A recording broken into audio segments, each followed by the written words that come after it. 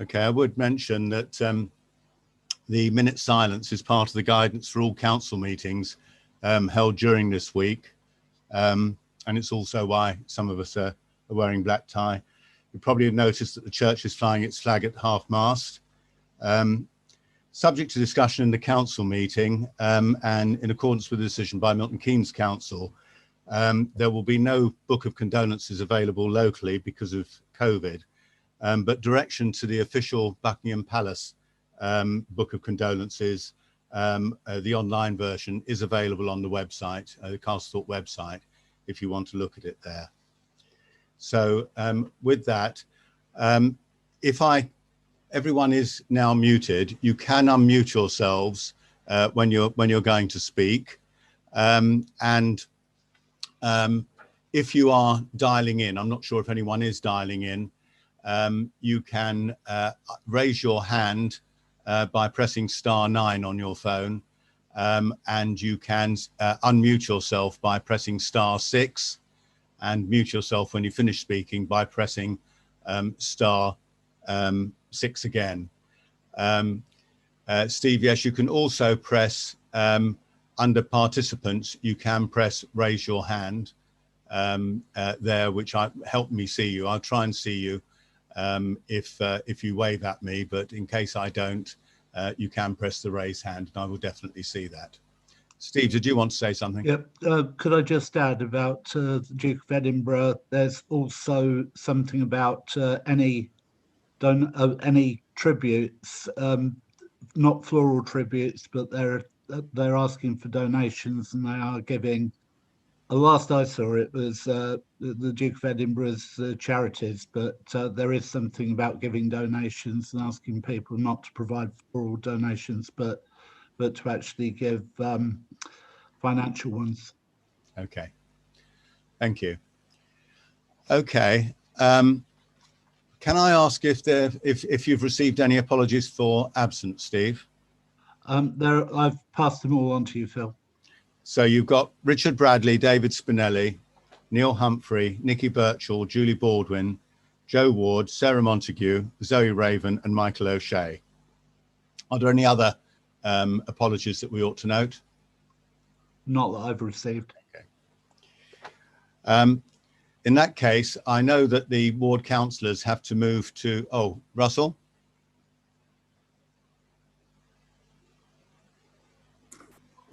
Eva on hands, I'll be presenting the WI on her behalf. Ah, yes, I saw you were presenting WI. I thought something strange might have happened, Russell. Yes, nothing out of the ordinary. Right. Okay, now the ward councillors are going to the Hanslope and indeed Stoke Goldington, both of whom have got their annual parish meetings tonight, being the first Monday in April. It's not a bank holiday. So I will invite, I guess, Andrew. I can't see George on the screen, but Andrew, if you'd like to give any reports. Chairman, this evening. We've also got Newport Pagnell Town Council this evening. There are 4 meetings this evening. So it's been delegated to me to do Hanslope and Castlethorpe, and George will be looking after Stoke Goldington and Newport Pagnell. Bill, in essence, now being retired and standing down, and I'll touch on that in a moment. Very few things to say that you probably won't pick up on your report, so I'll try not to double up on them. Can you just inform me, are you going to talk about the future of the 33 bus service and what's happened over the past 12 months, or do I need to touch on that, Phil? I have got that in my report. You have got that in your report, yeah. In which case I'll leave you to talk about that. So suffice to say that actually we are now one of the few areas in the borough that still has a timetabled service, but I'll let you talk about the history of that and what it may mean going forward. As you'll be aware, some of the things that were planned to be done by Milton Keynes Council in the last 12 or 18 months haven't happened, simply because of the COVID pandemic, where priorities changed and priorities focused on different things. And despite the quite bitter politics that there are in Milton Keynes Council, and I don't think any of us can deny that they exist, the fact that Milton Keynes did pull together and I think do quite well in its support of its citizens throughout the pandemic is something that we're that we are quite proud of. It's been in a completely different role, a very different mayoral year for myself. I'm not here as mayor tonight, and I'm not wearing black tie because I've literally just arrived home from hospital before I went on to Hanslope's parish meeting, annual parish meeting at 6:30, which will kind of form something that I have to say in a moment. But I think the major part for Castlethorpe has probably been seeing the disruption that you'll now be getting from the developments that are happening at Hanslope. And there may be a lesson in that for you all around your neighbourhood plan that I'm sure Phil, you will pick up in your report as you speak in a few moments. The two developments on Castlethorpe Road, most close to Castlethorpe, were granted by what I can only say, and I'm very happy to publicly call, a rogue planning inspector, who made a decision that was completely and utterly barking mad when he determined that Milton Keynes did not have a 5-year housing land supply. Neither did Hanslope have a neighbourhood plan, a made neighbourhood plan, and therefore he was granting planning permission for those developments. He did that on the very day that Hanslope went to referendum on its neighbourhood plan. That was at best sickening and at worst a complete insult to the whole process, and done by the government arm of the planning inspectorate, which really does stick in the throat. The fact also that the decision was completely wrong and was overruled less than a week later by another inspector when they determined an application, ironically in Hanslope again at the Globe, at Land Behind the Globe Public House, which was refused because it said Milton Keynes did have a 5-year land supply. And that indeed has been, and we believe still to be the case, that the 5-year land supply is secure in Milton Keynes, and it was completely unjustified. The difficulty was that planning inspectors are an authority unto themselves. There is no way of challenging them short of a judicial review. We took advice, and when I say we, I mean both Milton Keynes Council and Hanslope Parish Council, assisted by others around it, I have to say, with the offer of financial help, took advice on the expediency of a judicial review, and both councils were pretty well informed. In fact, Hanslope Parish Council, probably more so than Milton Keynes Council, in fairly clear terms, don't waste your money on a judicial review, you won't get very far. So sadly, we've had to grin and bear it. It does, however, point out the need for a made neighbourhood plan, and I know that'll be something that you talk about as you go on this evening. Many of the things that I started talking about in the ward councillors update when I first gave one, believe it or not, 19 years ago, are superseded because actually things that the Borough Council or the Milton Keynes Council, the unitary authority, did then are now in the hands of Castlethorpe Parish Council as powers and services have been devolved. I might have talked about grass cutting or landscaping or things like that, the things that affect day-to-day life, which are now under the parish's control and not under Milton Keynes Council's control. And whilst there is still a role for your borough councillors to play, it is a very different one moving forwards, which kind of takes me on to the next bit, that you'll be aware that you have 3 ward councillors in Castlethorpe as part of Newport Pagnell North and Hanslope Ward. Milton Keynes is now divided up into 19 3-member wards, and we have this, what I think is a crazy system of elections by thirds, where a third of the council is elected every year, apart from 1 year when there are no elections. Now, that year was supposed to be this year, but there were no elections last year because of COVID-19, and so last year's elections have been moved to this May. Those elections will take place. There will be a polling station in the Village Hall on the 6th of May. It is still possible to register for a postal vote up until about the 20-something of April if you wish to do that and not vote in person. But as I always do, I do encourage you to exercise your democratic right and go out and vote. And that's all very easy for me to say when I'm not the one up for election, isn't it? My term of office doesn't end this year. My colleague Bill Green, who should have finished last year and has subsequently during the year pretty much taken retirement, won't be seeking re-election. So whatever the result of that election, you will have a new ward councillor for the area at the end of it. Do please exercise your voice in saying who that might be. You also have the right to choose who your police and crime commissioner will be on that day as well. There are police and crime commissioner elections. It's also, and I have to kind of probably here put pay to some rumours that have started around my own future, and I will do that in the most clear and concise way that I can, because in all likelihood, this will be my 19th and last annual parish meeting with Castlethorpe. Whilst my term of office doesn't formally finish until May next year, and therefore I would sort of be coming to you and saying a very fond farewell in 12 months' time, the likelihood of me seeing out my full term on Milton Keynes Council is remote, mainly because of a position that I find myself in family-wise, which I'm happy to share brief details of. Some of you will be aware, others won't, that our daughter has spent just over 50% of the last 2 months in Milton Keynes Hospital. She remains there this evening and will be for some considerable period of time. And as we've learnt literally just in the last few days, the potential of having to move elsewhere, possibly we believe to Great Ormond Street, to have either further tests or confirmation of diagnosis done, means that trying to balance work life and family life and council life is just becoming an impossible conundrum for me to do. The timings are as yet unknown and will depend very much on Rebecca's progress. And if she progresses well, who knows, I may still be here next year. But I think the likelihood of that, as we sit here tonight, is indeed remote. So it may be that at some point during the next year, you will have a by-election, and this will be my last Castlethorpe annual meeting with you.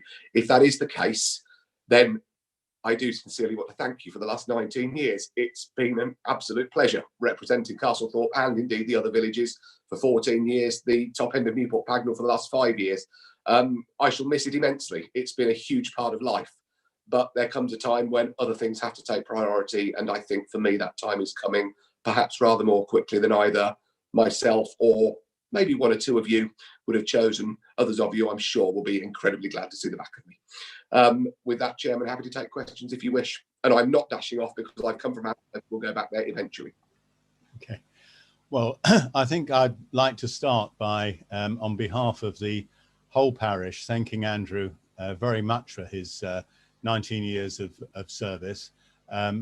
Andrew has been an absolute stalwart in protecting the village, particularly on planning applications. Indeed, there is a certain irony that one of the first tasks that Andrew took and indeed succeeded at was in stopping development at Gobby's Field. And of course, we're coming round again now where we once again have to fight to try and get that or to make sure that that field is protected from any development. And we'll talk more about that later. But it's not just that. I mean, Andrew has given us a huge amount of support with officers.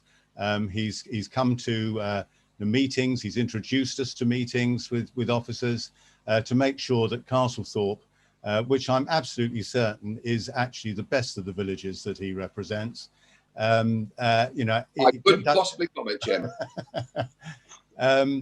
But that Andrew has really, you know, helped us tremendously and get what we needed throughout the borough. So very, very many thanks. And of course, our best wishes for your daughter in what is a very difficult time for you. And, you know, we, on behalf of the village, really, please, you know, do give her our very best wishes. Mm-hmm.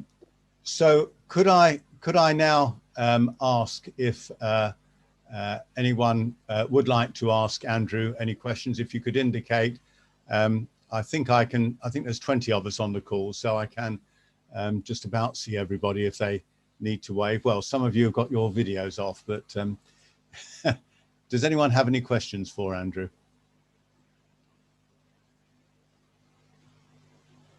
No? Well, you're getting let off much more lightly than you deserve, Andrew. That's a relief. That's a relief. Okay. What we'll now do is, I know you've got to go off to Hanslope and then you're coming back, I think, for the council meeting or partly. Yes, I'll probably go back to Hanslope now for a little while and then come back and join you sort of between 8 and 8:30, if that's all right. If I say there is no need to dash because I've come from Hanslope, but I'll stay for your report, then I'll go back, Jim. Okay, all right, thank you very much. Well, the next report is actually from Josh Richardson, who is our PCSO, and has promised to give us an update on the last year from the perspective of sorry, you've jumped around, I think there, from the perspective of the police. Josh, can you unmute yourself? Oh, you have unmuted yourself. Would you like to give us your report? I feel, yeah, of course. So I've just done the same thing with Hounslow. It's quite a quick thing. I went through everything individually. But the one thing I can say, comparing Castlethorpe and Hounslow, is that literally nothing's gone on over the past couple of years. So it's good. But I can't, well, it didn't allow me to in the last meeting. I was in to share my screen to physically show the crime statistics. I'm just going to read them out, if that's all right. Yes, go ahead, Josh. Sorry, I'm muted my phone as well to stop the interruptions. Yeah, carry on. Okay, that's fine. So we'll start with 2019, as I've been asked to do the past 2 years due to last year when COVID struck. This meeting was missed, so this is 2 years worth. But we'll start with 2019, and we'll start with everything in terms of theft. So that's theft from a vehicle or of a vehicle or motorcycle, pedocycle, and theft in general. There was 3 in 2019. Burglary, so residential and business, there was just 2. Criminal damage, 4. Assault with injury, there was nothing. Assault without injury, there was 4, and public order 1. Now moving on to the year just gone, 2020. So theft, again, all of the same. It's 2, so it's dropped by 1. Burglary has also dropped by 1. Residential and business has dropped to 1. Criminal damage has halved to 2 from 4. Assault with injury, again, nothing. Assault without injury has dropped as well to 3, and public order, again, has just stayed at 1. So not much has been going on, which is great. I mean, Castlethorpe is a fantastic village, and there genuinely is, in terms of crime, nothing. There isn't much that goes on at all. But thankfully, due to the tight-knit community that everyone is in Castlethorpe, if something happens, it does get reported and it gets sorted as soon as possible. So I'd like to thank the whole community for that, really. I'm now ready for any questions. If anyone's got any questions or queries for me, that's me sorted. Thank you very much, Josh. I mean, if I could just start off, last year we had, just before COVID, we did have quite a lot of complaints at the end of Fox Covert Lane with youths assembling and being generally antisocial. Of course, they wouldn't actually be from this village because our youths are extremely well behaved, but that problem has literally gone away with COVID, has it, Josh? Well, the people down the street went out and spoke to them before the police got involved. We took details of them, and I've actually still got the registration plates of the vehicles that were involved. They haven't been back, as far as I'm aware. I have been informed that has been a car or 2 turn up, but not to the extent that it was, because I believe there was 3 to 4 cars, as well as kids on bikes turning up. All of that seems to have blown over. However, it's not gone completely, so it's still going to be on my radar to keep checking Fox Covert Lane, because, well, it's not fair on the residents that live down there that have to deal with that, and then also pick up their litter that they leave as well. Thank you. Has anyone else got any questions for Josh? Russell? Yes, it's a question about parking in the village, or inconsiderate parking in the village. We've got an item on the agenda for the Parish Council meeting after this. But there have been a lot of complaints about people, particularly in South Street and also at the corner of the Maltings, parking inconsiderately. And there have been times when the dustbin lorries haven't been able to get into Maltings Field. Is there anything that can be done about it, Josh? So I have actually looked into this previously, and I have spoken to there was a vehicle at the time that was blocking the area. I did knock on the door and speak to the owner of that vehicle. That vehicle has since parked elsewhere, but there have been other vehicles taking sort of the spot that there was. So I'll be honest, Russell, this is going to be an ongoing issue. It's not going to get resolved anytime soon, because the lack of parking in the village I mean, there's more cars than people in the village from the looks of it. It's kind of crazy, but it is being looked into. It's just something that I don't think is going to be resolved within the next, say, couple of days. But it is in my my things to look after and look at. It's just something that I don't think is going to be resolved. Have you finished, Josh? Thanks for that, and I hope you'll keep us posted about what's happening. Yeah. Yes, of course. Has anyone else got any questions for Josh? See any other? Oh, Keith, want to unmute? As a novice to this sort of meeting, could I ask about the speeding that's going on around the village? In particular, people heading towards Hanslope from Station Road. Some people seem to regard that as the opportunity to race right the way through, ignoring the 30 restriction. As I say, I don't know whether this is the correct point to raise this issue or not. Well, Josh, do you want to answer that? I mean, I do work with the special sergeant on this, but do you want to have a first response, Josh? Yeah, of course. I'm probably going to say what Phil's going to say, but I've not long spoken to G, who is a special sergeant who deals with the speed enforcement. TVP have been given the go-ahead to do speed checks again from the 19th. So at some point, I know he's got a list of streets to go down and sort of issue out tickets and fines and whatnot, but that will be done now that the lockdowns have gone off, but it will be from the 19th. So that will be looked into, and I believe there are SID results. There's SID things that I look at, which when I get them, I do read through them to sort of see the speeds of vehicles in and out of the village. So they are being looked into by myself. Thank you very much. Yeah. I can just add. I will add a little bit more in my report, Keith. But basically, we Councillor Dave Hines and I have these SIDs on an almost continuous operation actually at the moment, and we do pass the results through to Sergeant Guillaume. We call him G, and he then uses that, and I'll mention in my report the result of the last intervention that they did on Hanslope Road. So they do it, but I'll mention that when I speak. Any other questions for Josh?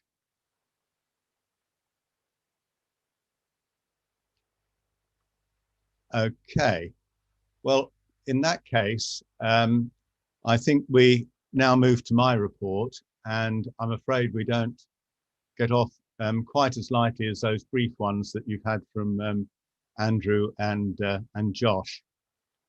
So let me just change over. Right. So yes, my report to the annual parish meeting. There was some black humour recently to see a birthday card which read, "You're not a year older because 2020 didn't count," and that certainly did raise a smile. But of course, it didn't really take account of all the difficulties caused by loss of income, health problems, both directly from COVID and appointment delays, loss of education, reduced family and social contact, and self-isolation. Of course, compared to many other places, we're very fortunate to live in Castlethorpe, with many footpaths around the village, open spaces in Castlefield and Gobbisfield, and when permitted, a sports ground with cricket and youth football, tennis, outdoor gym. And incidentally, tennis is again permitted, and anyone interested can contact the Castlethorpe Sports Association for tennis membership, or indeed cricket or youth football. It also was a very happy coincidence that the Parish Council had relatively recently put more equipment into both the Fish Ponds play area and the Thrupp Close play area, with the latter which is more intended for younger children. And of course, very lucky to have a local shop, which meant a lot of us didn't need to travel as much as we otherwise would have done. Less fortunately, we had to shut the village hall, and our local societies can no longer meet. I personally really regret the loss of the very successful communities, which had only just started at the beginning of 2020, to create a fortnightly social occasion open to all. And I look forward to it being safe enough to restart these later in the year. The other major casualty was the preschool, which had run in the village for as long as I can remember. And it was with great sadness that numbers had fallen to an unsustainable level, and the preschool committee had no choice but to close it. The sale of equipment at the village hall that Saturday was a particularly sad day. A new preschool, Ducklings, has now started in the village hall, and particular thanks to Councillor Russell Forgem for working with them to bring them to Castlethorpe, and please do contact them. They will be speaking later on in this parish meeting if you or your people would like to send children there, and we do wish them every success and are supporting them as much as we can. There was also a significant financial impact, as the village hall is one of our largest costs, and the sports ground also has to be maintained. In particular, the grass and the hedges up there have to be cut. The parish council was able to find grant funding for the Castlethorpe Sports Association, which runs the sports ground. And we were later also able to get a government grant for the village hall, so that financially at least, we were able to mitigate the effects of COVID on the parish during the last financial year. The parish council has installed flooring, lighting and pull down ladders in the 2 attics in the village hall as they're used for storage, and we received a grant from MKC's Community Infrastructure Fund, for which we're very grateful. The parish council was able to operate throughout the year, though MKC, for whom we depend on many of our services, was very much reduced, which did lead to some frustration. The parish council experimented with remote meetings and now meets via Zoom, as we are tonight, with live streaming on both Facebook and YouTube. The interest by residents is quite amazing. We normally had a handful of residents at our meeting. I'm looking at you, Tony, unless there was a hot issue. We now have something between 50 and 80 views, despite, or perhaps because of hand force, I guess. We've also temporarily put Castlethorpe News out only on the website, with some paper copies in the shop, rather than delivering to households, which again we hope to restart as soon as we think the COVID situation would allow us to do that. Unfortunately, and frankly stupidly, the government has not extended the permission for councils to meet remotely beyond the 6th of May, despite that Parliament has, of course, allowed itself to continue remote meetings. I was so incensed by this that I've personally written to both Milton Keynes MPs and to the minister concerned, and I know that the local council associations and indeed national associations have also been lobbying for remote meetings to be allowed to continue, at least in the short term, while COVID is still with us. We have to discuss how we're going to respond to the withdrawal of remote meetings, and that's an item. There's an item on the agenda of the council meeting which follows this. But one thing that I hope that we will agree to do is that even when we are meeting physically in the village hall, that we will continue a live streaming so that villagers who are interested in seeing what's happening and the various decisions that are being made will be able to continue to view us. But that's a decision we'll come to later this evening. From the 1st of April last year, Castlethorpe opted out of the Milton Keynes landscaping contract for grass cutting and hedge trimming within the village boundary, and Andrew's already mentioned that. We worked with Hanslope to have our own contractor, a company called RTM, and the standard of landscaping in the village has been much improved, though I have to say the maps that Milton Keynes gave us as to where we're meant to cut weren't entirely accurate, but I think we've now got that under control. And by the way, if you're worried about it being a little bit long today, it is being cut tomorrow. The bulbs that we planted at the village boundaries and so on, in some of the verges have come out, and I think they've looked really beautiful this spring. I think that's really good. The wildlife area behind the football pavilion, after some professional advice from a lady who's unfortunately now left the village, is looking very good with wild grasses and wild flowers coming through. The paths again will be cut so that you can walk throughout that area, and do have a look if you're walking that way. At the sports ground, we've been given donations which the parish council will use to purchase 2 new benches, and another resident paid to have some trees planted there. The parish council will replace the tree in the fish ponds which blew down recently, and Milton Keynes Council will replace one that blew down some time ago, though it will be a smaller species. Automatic electronic defibrillators, AEDs, have been installed at the sports ground and village hall in the bright green and yellow boxes in a project led by Councillor Darren Merritt. If you think you might need one, first call 999 and they will identify whether you need to use an AED and give you the codes to the nearest box. Richard Bradley, our first responder, will provide some training when it's COVID safe to do that, but you shouldn't hesitate if you are asked by the 999 operator to use one, as the AEDs have got clear instructions and voice guidance actually, so they are safe to use.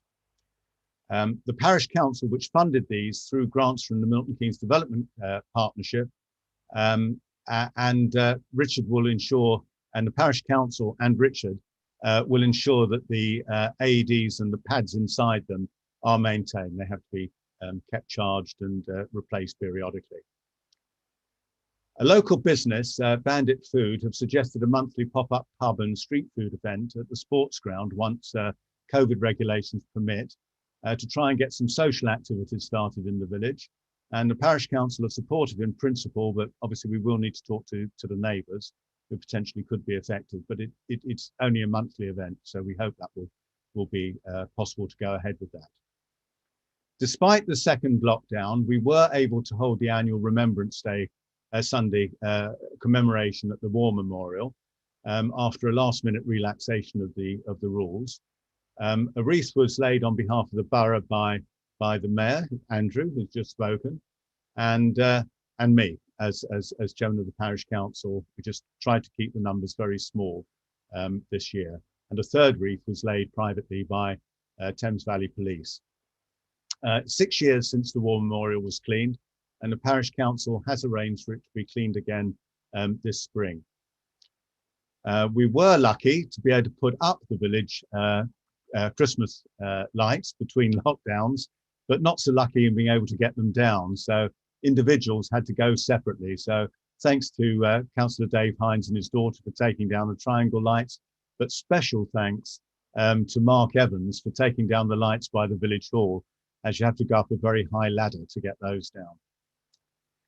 Turning to our work with Milton Keynes Council, the 20-mile-an-hour limit was installed in March. For reasons just beyond imagining, MKC decided that Maltings Field was outside the 20-mile-an-hour zone and signage was put up. And speaking to the officer, I was horrid to find that New Road, Ben's Close and School Lane and arguably Maltings Court were also outside the 20-mile-an-hour zone, and they'd be putting up signage there too. If you can imagine trying to exceed anything like that down School Lane, well, any of them really. This isn't really about speeding, because obviously you can't get up much of a speed, I hope, in any of those locations, but it's about stopping having unnecessary signage in the village. And we did get a new traffic regulation order made, which is, well, it's just in the process of being made. There was a consultation, which you may have seen on the lampposts in that area. And following that, we hope we'll get those unnecessary signs removed, along with that no HGV sign, which is meant to refer to New Road, but actually points at Maltings Field. The streetlights in the village were in very poor condition. Even many of the heritage style ones in the conservation area were faded and rusty. And the parish council has had them and those in Lodge Farm Court repainted. Now, MKC are currently upgrading all streetlights in the borough to LEDs to save energy. And Castlethorpe is scheduled to be upgraded in the financial year, which has literally just started. We wanted to take advantage of this to improve the streetscape, as it's called, the way the village looks. We have received and accepted a quote to upgrade the streetlights on Bullington End Road and Station Road to a heritage style. So that's the style that's in the conservation area. And Hanslope Road's already got heritage style lights, as does North Street. And so all the entrances in the village will now have these heritage style lights. We've been asking for a quote to upgrade the lights in Shepperton, the Chequers and Thrupp Close, but we still await this. Lodge Farm Court, and which has got a kind of modern heritage, that's not a contradiction in terms, modern heritage style, and Maltings Field, which has got a heritage style, will retain their existing light styles. This is unbelievably expensive, as you'll hear if you wait for the council meeting, but it is a once in a lifetime, actually it's more than that, it's a multi-generational opportunity, because these streetlights last about 40 years. And it will improve the whole look of the village and just make it a nicer place for us to all live. Turning to more mundane matters, after a lot of our effort, we did get the surface water drains cleaned in parts of North Street, South Street and Bullington End Road. And this seems to have been effective, surviving a particularly bad downpour earlier in the year. We're also trying to get some curbing raised and installed in Bullington End Road, where some residents have had their garages flooded. This work has been unfortunately impacted by COVID, but they have said that it is in the schedule for this coming financial year. Andrew mentioned the number 33, and we had an absolutely heart-stopping moment on public transport when we saw the threat to replace the number 33 by what is called demand responsive transport, or DRT. Now, this is where a company provides usually a smaller bus, which picks up calls and then is automatically routed in a very clever way to pick up people and take them wherever they want. However, Milton Keynes didn't actually explain that before they said they were going to implement it, and they didn't do the consultation with parishes as they're meant to do. So Hanslope and ourselves what's known as called in, appealed the decision. Almost as soon as we'd done that, we found it didn't apply to the number 33. If only they'd told us beforehand, because it's jointly funded with Northants. However, our guess is that it will probably move to DRT perhaps next April. But at least by then, any problems will have been sorted out in the rest of the borough. And actually, the publicity seems to indicate that it will give a much better level of public service, of public transport than we would currently get. But we'll keep an eye on that. Now, Keith asked about speeds, and unfortunately, one of the side effects of reduced road usage was that speeds went up tremendously. Councillor Dave Hines and I continue to operate the speed indicator device. I posted some figures from speed enforcement done on Hanslope Road recently. It was a Sunday, but in the course of an hour, when Sergeant G, and two other constables, special constables, came out, and of the 28 vehicles that came through, 11 were stopped. That seems quite a high proportion, but if anything, it's lower than the figures we record on the SID. So it really is very bad on Hanslope. Hanslope Road is quite definitely the worst road that we have got for speeding. Of those 11, 3 were given advice, as the police put it, and 8 were reported for excessive speed, so they'll get fixed penalties. We have a very good relationship with the police. Every week I send the results from the SID to them, and they then use that in deciding what places they're going to go to do speed enforcement. So, and a lot of other places don't do that, so that's why we tend to get rather better service than others. We have done a lot over the years to reduce speeding, including obviously the 20-mile-an-hour zone, but traffic calming, the race table in the village centre, and so on.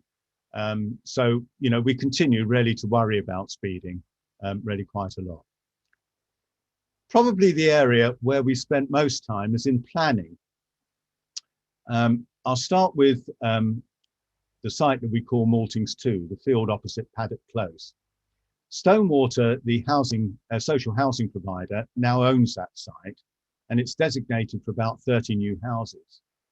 The neighbourhood plan specified that the design should take its cue from Paddock Close, have a mixture of open market and affordable housing, and the need for some planning obligations payments so that we can help, for example, with the possible expansion of Hanslope surgery and at our school. And as a matter of interest, you might have noticed that the car park at Hanslope surgery has been resurfaced, and that was actually done using planning obligation funding that we had from the original Maltings Court, Paddock Close. So it was from Castlethorpe's S106 that we put forward.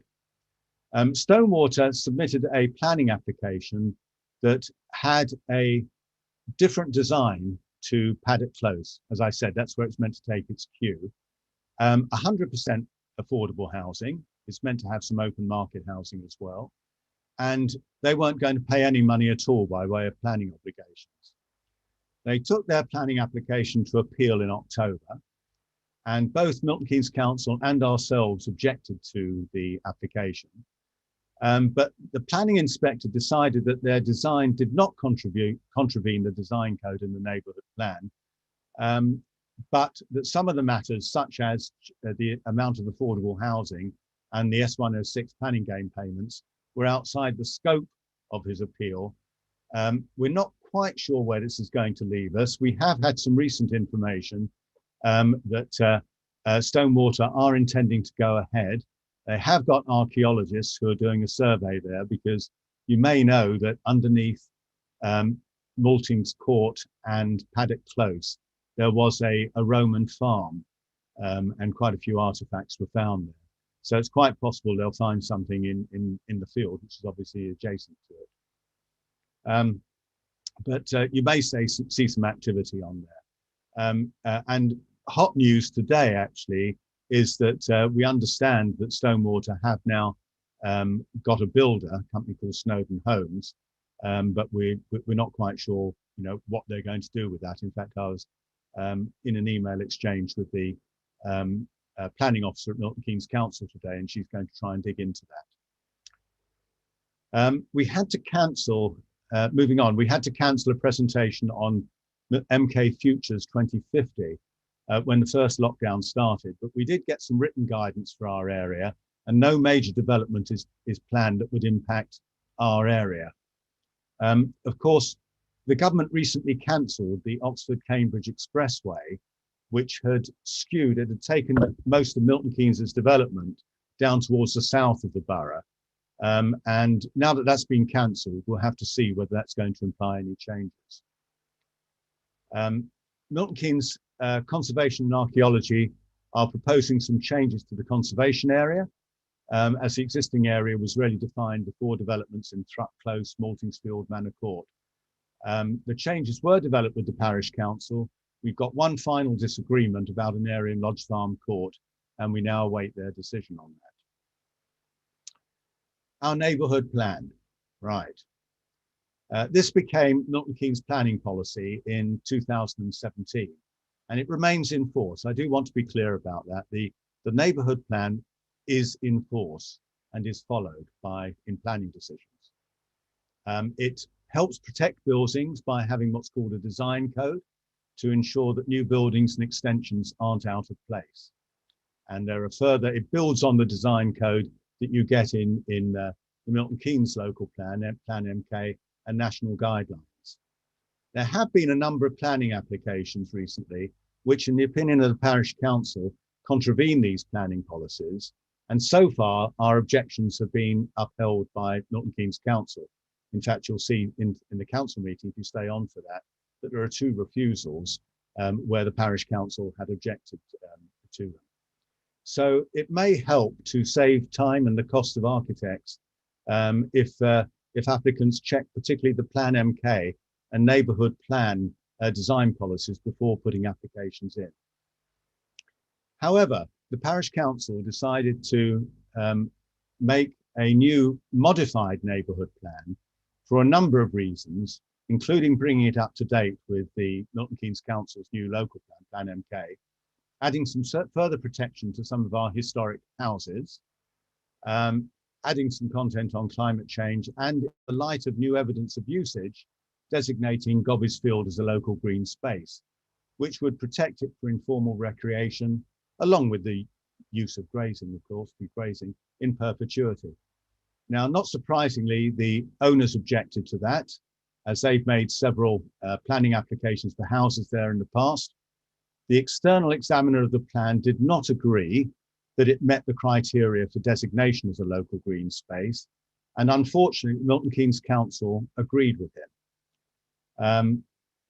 We believe that the examiner at Milton Keynes Council made a number of mistakes, and we strenuously, but I have to say unsuccessfully, challenged that decision.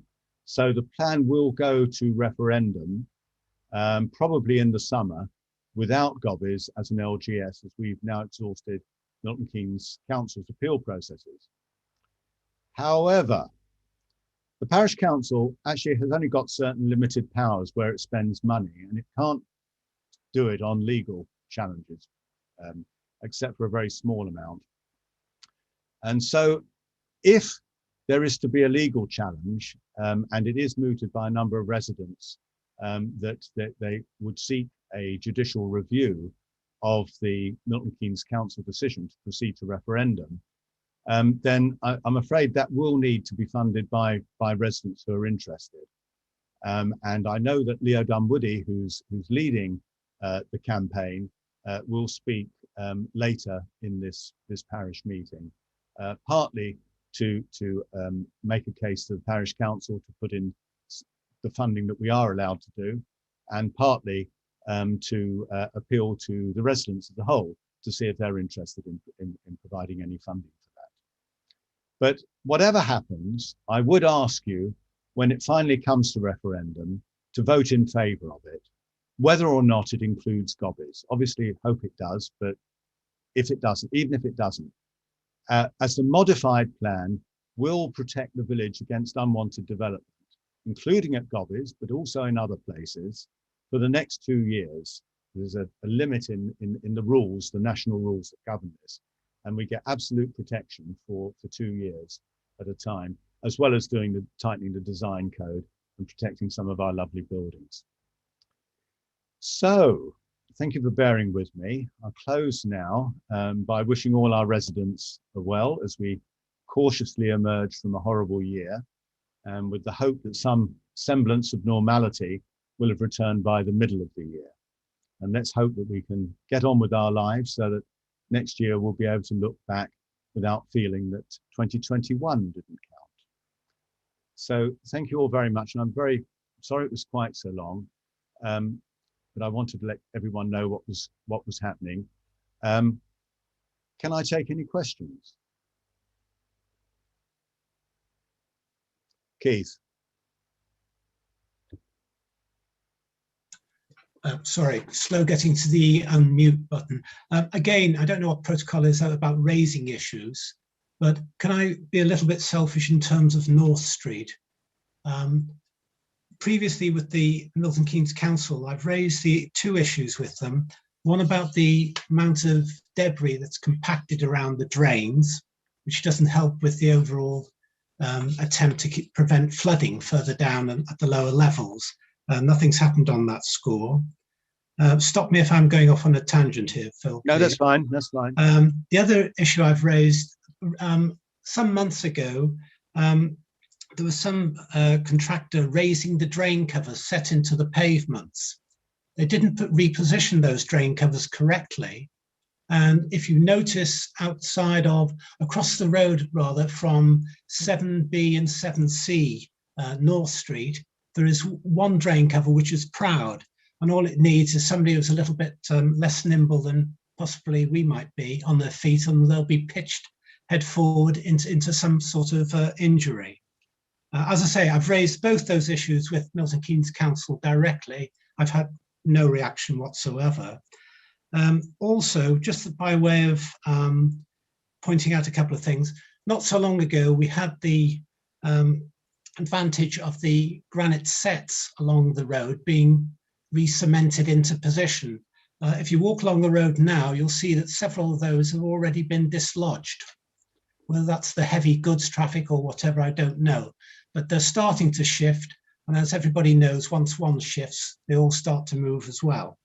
The other final item, which we will all have seen, but I'll raise it so in case you want to make a note of it, what I would call the sleeping policeman, the raised bump towards the post office, as you're coming towards the village hall, that entire sleeping policeman has shifted, and it's in danger of, I don't know what's going to happen to it, but it's completely out of position. Something untoward could happen. So if you just tolerate those sort of inquiries of you, as I say, I'll leave you to decide whether it's the right moment to talk about those matters. Yeah, no, I mean, I can try and respond on those. I mean, the drains that were cleared were mostly around the village centre by the Carrington Village Hall, because that's where there was some particularly bad flooding, and the bit of South Street that was down there as well. However, I mean, I did notice the other day that, or a week or two ago, that there was actually a cleaner, the ones with the brushes on them, that was driving around the village and was clearing it. Now, I have to say that I think there are 2 of those to do all of Milton Keynes. I mean, it's a ridiculously low number. And I have reported a number of these drains for, as being blocked. And sometimes they come and clear them and sometimes they don't. So it is literally just a matter of constantly keeping at them. The drain cover, I did report once before. I think you spoke to me directly, Keith, about a couple of them, and they were reset. I'll have another look at that one opposite 7B, 7C and report that in. The granite sets, I'll have to, I mean, I thought I was going to start reporting them, and I thought I'd seen that Milton Keynes have been round and sprayed round them, which is a usual indicator that they're about to put them onto a work schedule. But I guess, just have to start reporting them. And by the way, for everybody here, you can just go onto the Milton Keynes website if you've got anything really, but granite sets or whatever, and just report it directly in. And in some ways, the more the merrier, because at least they recognise it's just not me being awkward. And yes, thank you very much for reminding me about that sleeping policeman. I had noticed it and I haven't reported it. I will do. Try and get them to bolt that down again. Thank you, Keith. Are there any other questions?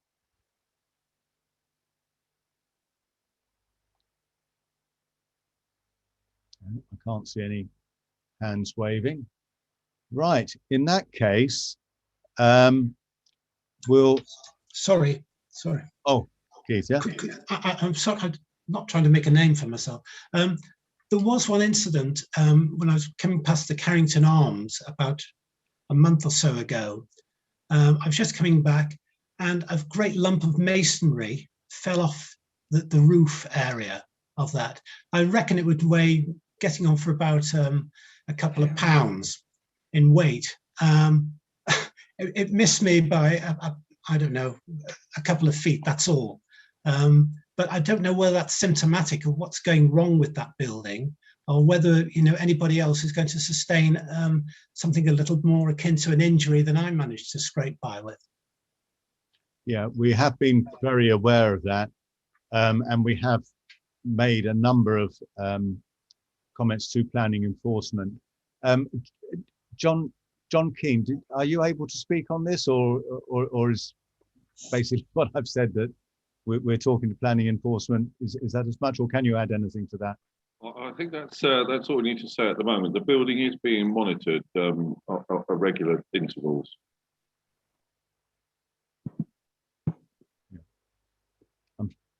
I'm sorry, Keith. I mean, I don't think there's any more than we can do on it, really. But we are reporting it to enforcement. Just to reassure Keith, Chair, if I may, just to ensure Keith, if I may, I will pass that piece of information on tomorrow morning. Yeah, as you can gather, John has been leading on this for us. Any other questions? Right, in that case, we'll go on to the community reports. And I think we start with the Village Hall. Russell. Yes, I was going to have a very long and detailed report about what's been happening at the Village Hall, except Phil has basically gone and stolen my thunder and told you exactly what I was going to say, that basically we had to shut down. There's been virtually no income coming in since the very first lockdown because people weren't allowed to be in public together indoors. We did manage to get the COVID support grant via Milton Keynes Council, which has been extremely useful in making sure that the hall does continue to operate.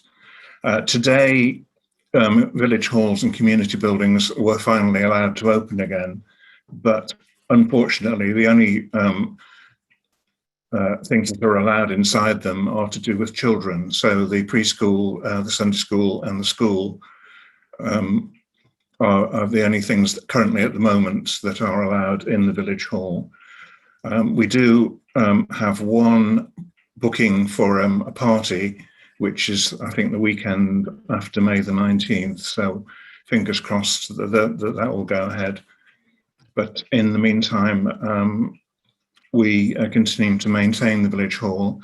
And I know it's used by preschool and the school. And we hope that in due course, the rest of the public that use it and all the village groups will come back again. So that's all I have to say, unless anybody has any questions. There is one thing, in case any user groups don't know, on Friday afternoon from 3 o'clock onwards, any electrical equipment that's used in the hall has to have an annual PAT test to make sure it's up to standard. And the testers will be in from 3. So if you haven't seen the notes about it, if you could make sure that all equipment is in the hall by 3 o'clock or at 3 o'clock on Friday, and it can be tested. You're not allowed to use anything that hasn't been currently tested in the hall. That's it.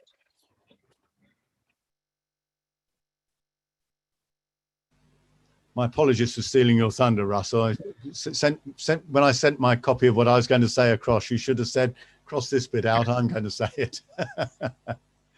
Right. It's cut the time down anyway, the length of time for the meeting.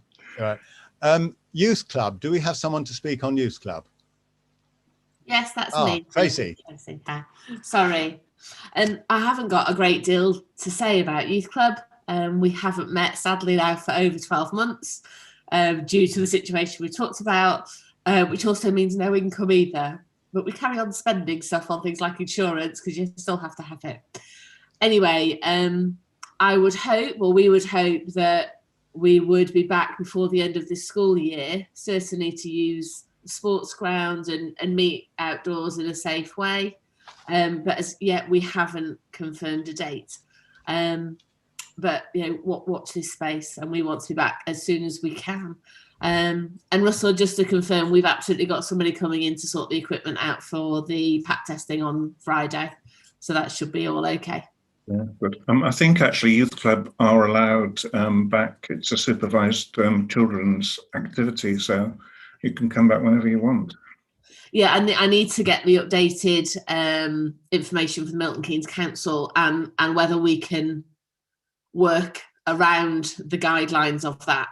And if we can't, another few weeks, I think we'll be outside anyway, using the facilities around the village and getting the children using up some energy and socialising again, which will be great. My own child wants to go, so we'll be opening as soon as we possibly can in a safe way. And that's probably it, unless there's any questions.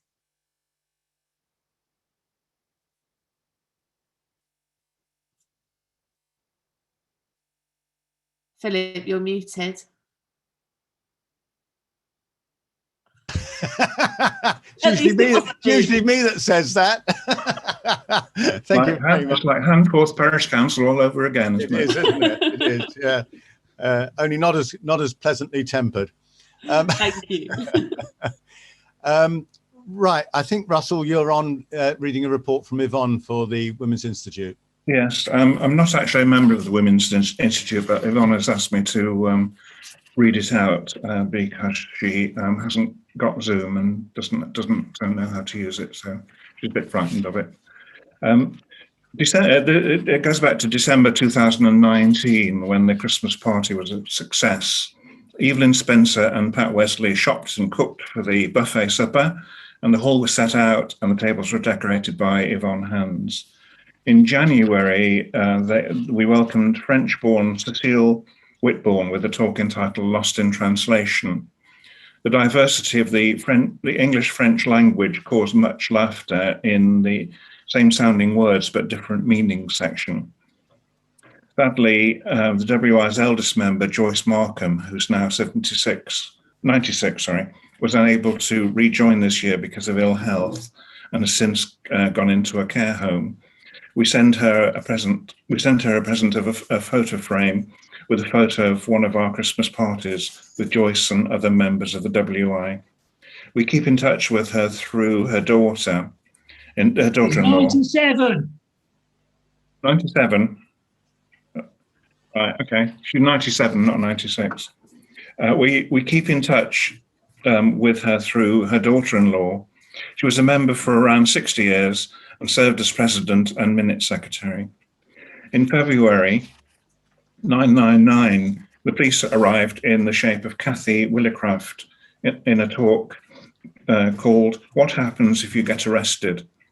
Kathy, a retired sergeant, was in charge of a custody suite. She had some not too pleasant recollections, but also brought a lighter side with funny incidents. In March 2020, Jenny and Ray Rolson gave a most interesting and colourful talk, along with their photos of their trip along the Silk Road. Also a display of local crafts they'd brought on their journey and various artifacts showing the skills of the people. April 2020, we had the sad news that Barbara Shedd died. She was a very supportive member for a number of years and will be greatly missed. We had to cancel our meeting for April and the rest of the year due to the pandemic and lockdown. We had many phone calls amongst committee members to try and keep up with the government rules and WI guidelines. Looking forward to Christmas 2020, we gave each member a homemade tote bag containing all manner of goodies for eating, drinking and pampering with a recipe and quiz. In 2021, so far we have organised a raffle for members and every member had at least one prize. As a surprise for our members and thanking them for their support, they all received a large Thornton's Easter egg. It makes it worthwhile joining the WI just for that, doesn't it? Yvonne says, we hope to have a distance committee meeting soon. I wish to thank not only WI members, but all the villagers for keeping in touch with each other through these difficult times. Yvonne Hands, President of Castlethorpe WI. I can pass on questions to Yvonne if there are any. Obviously I'm not able to answer them myself. Right. I don't see any hands. Would you like to carry straight on then with the Historical Society? Yeah. And indeed the Film Society? Yeah. Yeah, the Historical Society is actually the Film Society as well. We again had to cancel it after 2 meetings in 2020, and government guidelines mean that, like cinemas and theatres, we've not been able to hold any meetings since then. So basically we're in abeyance, but we hope to return soon whenever we can.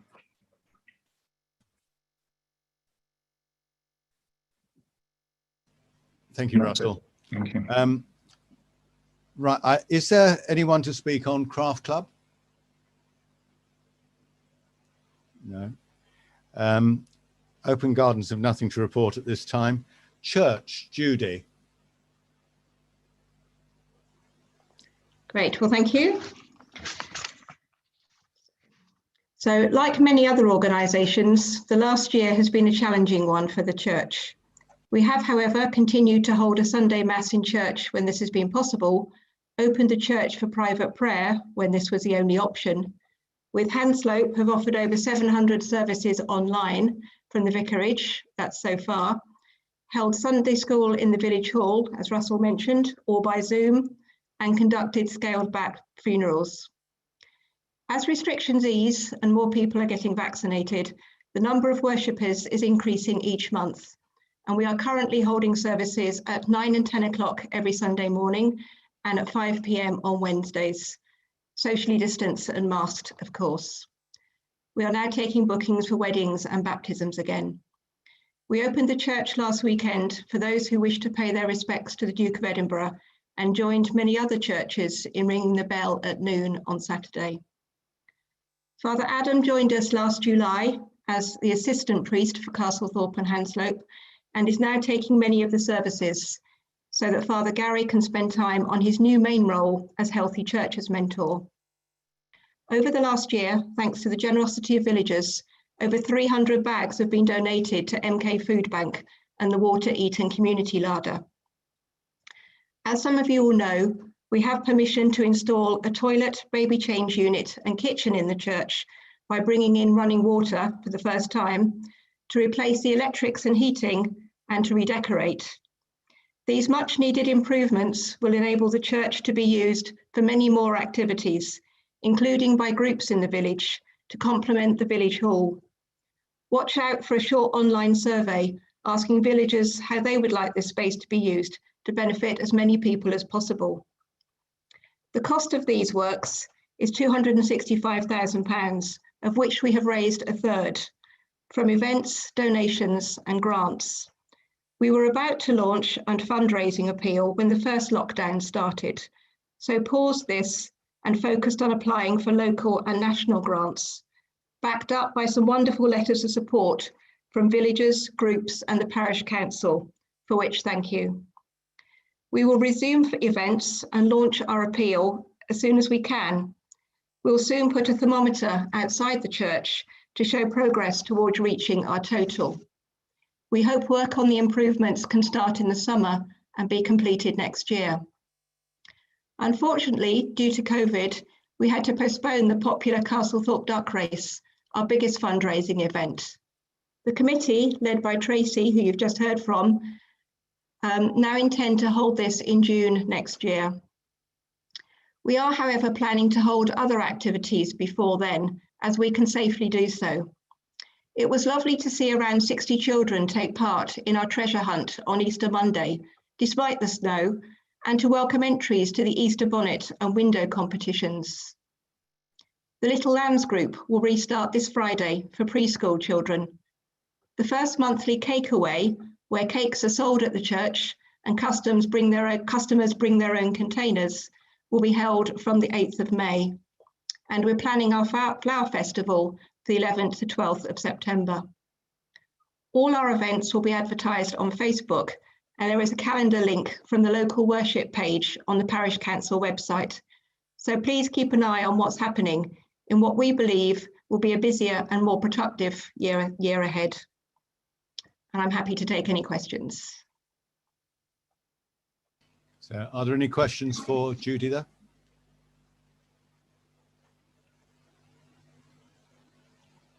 No? Thank you very much then, Judy. Thank you. John, are you going to speak on the shop? Now that I've unmuted myself, yes.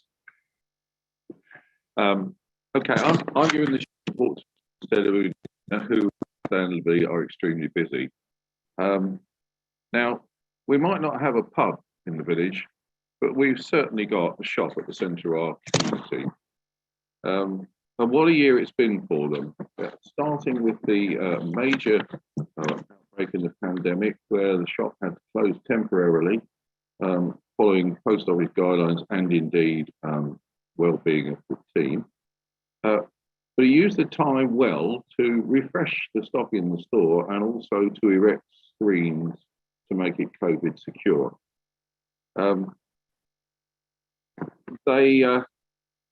It could have been, they've had to deal with roadworks, road closures, all sorts of things, which quite frankly could have been the death knell for most shops.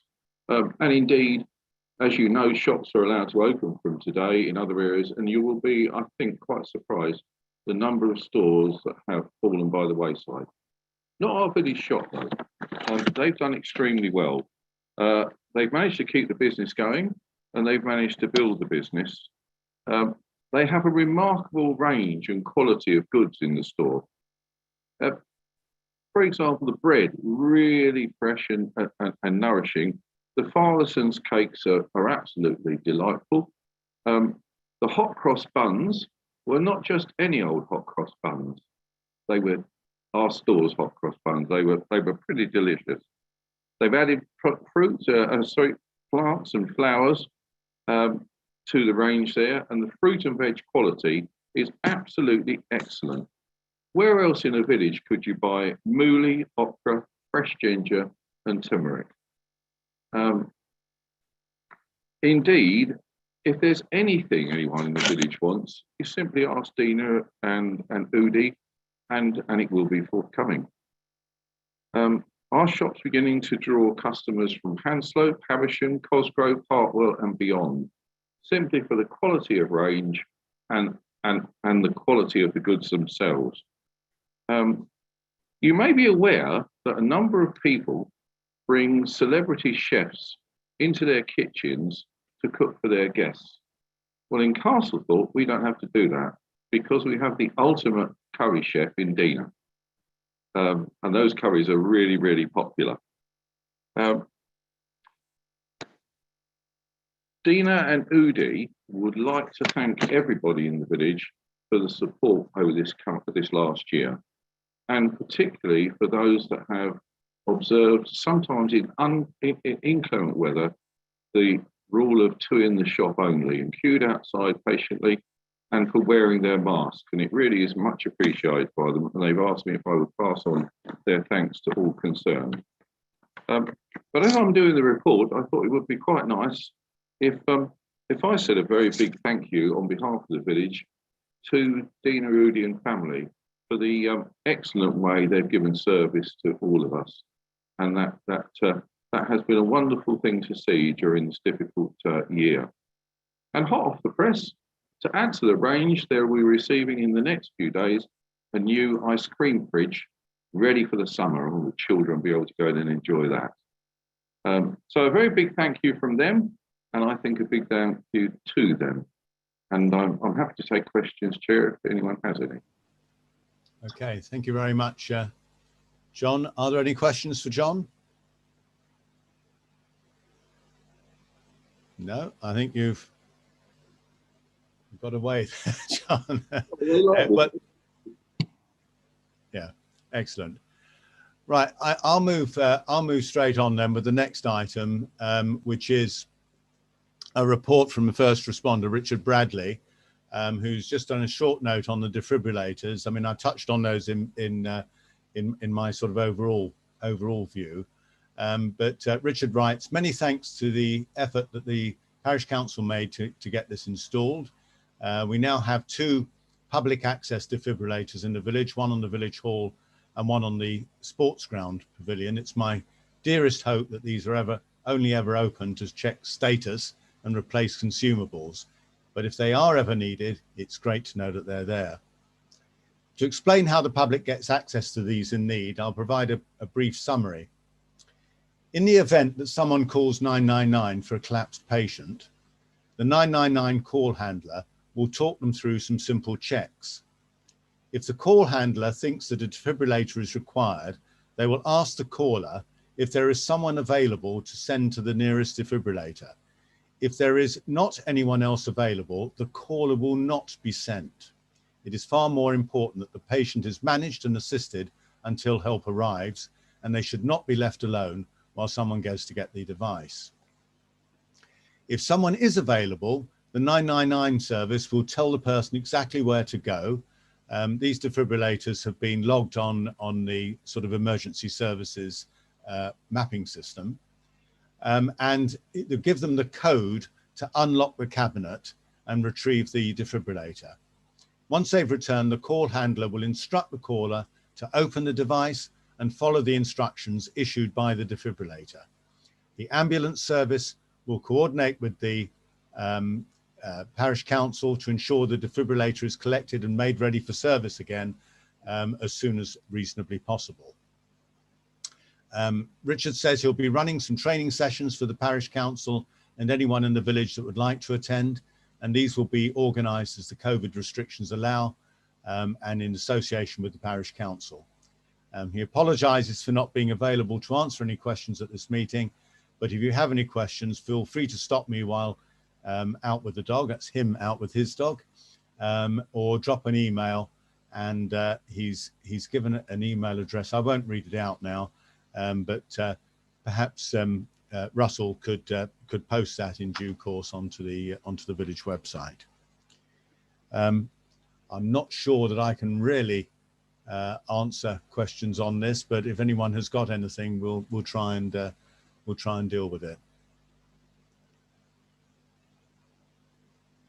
No, that's good. Right, so we now move on to the first school report, and I have one to read out from Julie Baldwin, who writes that it's been a very different year in school, a year full of challenge, risk assessment, Zoom meetings, and continuing changes to day-to-day organisation. We had a very high take-up of critical worker places throughout lockdown, so staff have been in school full-time, as well as emailing, posting remote learning lessons for families who are learning at home. Staff have worked incredibly hard throughout, and I'd like to thank them for their resilience in a time that has certainly had its challenges. New children also joined us through lockdown, so we now have 45 children, which means we are full, which is fantastic news, isn't it? This week, we will find out how many children will be joining us in September, and our fingers are crossed for 15, which is the annual intake. So it's 3 years there, so 45 is the grand total. All schools continue to find that the increased pressure on school budgets is making it increasingly difficult to balance budgets. This is no different for our school. We have been very grateful to the support that we get from the Friends of Castlethorpe First School, Fox, who fundraise and provide these extra very welcome resources for the children. This year, of course, has been different, with many events having to be cancelled, including our school fete, which is usually our biggest fundraiser of the year. However, we are planning to hold a sports day, a summer picnic, and a leavers assembly if the easing of lockdown continues as planned. We continue to receive a sports grant from the government each year. This money is ring-fenced for improving the quality of physical exercise provision in schools. We use some of this money to help fund 2 indoor PE sessions each week at the village hall from the beginning of October through to the end of May. This has been a very positive initiative and has improved our PE provision by making the quality of lessons no longer weather dependent. We continue to work closely with Acorn Nursery, and the after school club has now restarted in school from 3:05 p.m. to 6 p.m. The school also continues to run its own breakfast club each morning. That's from Julie Baldwin. I don't really think I can answer any questions on the school. So if I may, I will move us straight on to preschool, which is Jane. Hello. And welcome. Welcome Thank to you the very village, much for having Jane. me. So we've only been here since February, and we are thoroughly enjoying the lovely countryside and all of your local facilities that we have on the village. We are only running morning sessions at the moment. We're hoping to extend them, and with the support of the school, work around them with the Monday and the Fridays. We've met lots of people on our walks, and we're using a lot of the facilities. We are a bigger company, but we do like to keep it quite small as our home-to-home settings. We're more of a natural based, so it's all about first-hand experiences for the children. And if anybody's got any time once the COVID restrictions lift, come and read a book, show us what their talents are.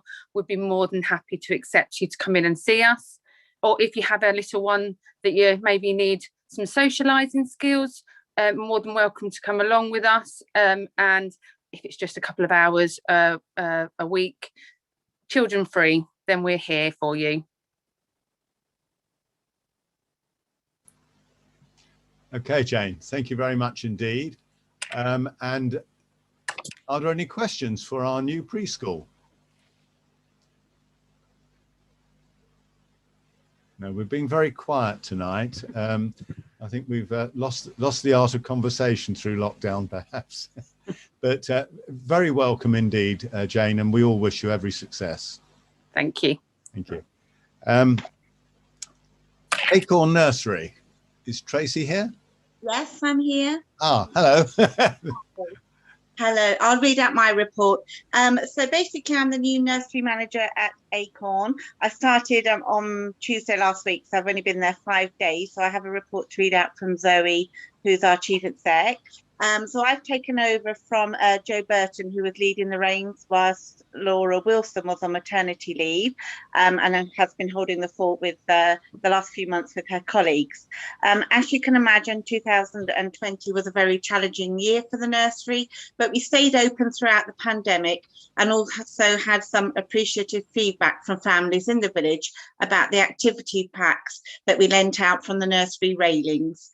We didn't manage to keep the after school club, the Woolery, open for the whole time since the school reopened, as it became impractical to keep them safely in separate bubbles. But it is back open now, and Margaret, and one of the play workers there, has just celebrated 20 years of working at Acorn, most of that time at Castlethorpe.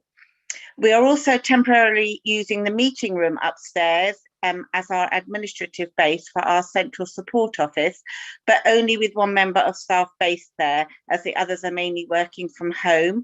We are currently looking for a new office after giving up our Cosgrove office as part of some drastic cost reductions due to surviving COVID.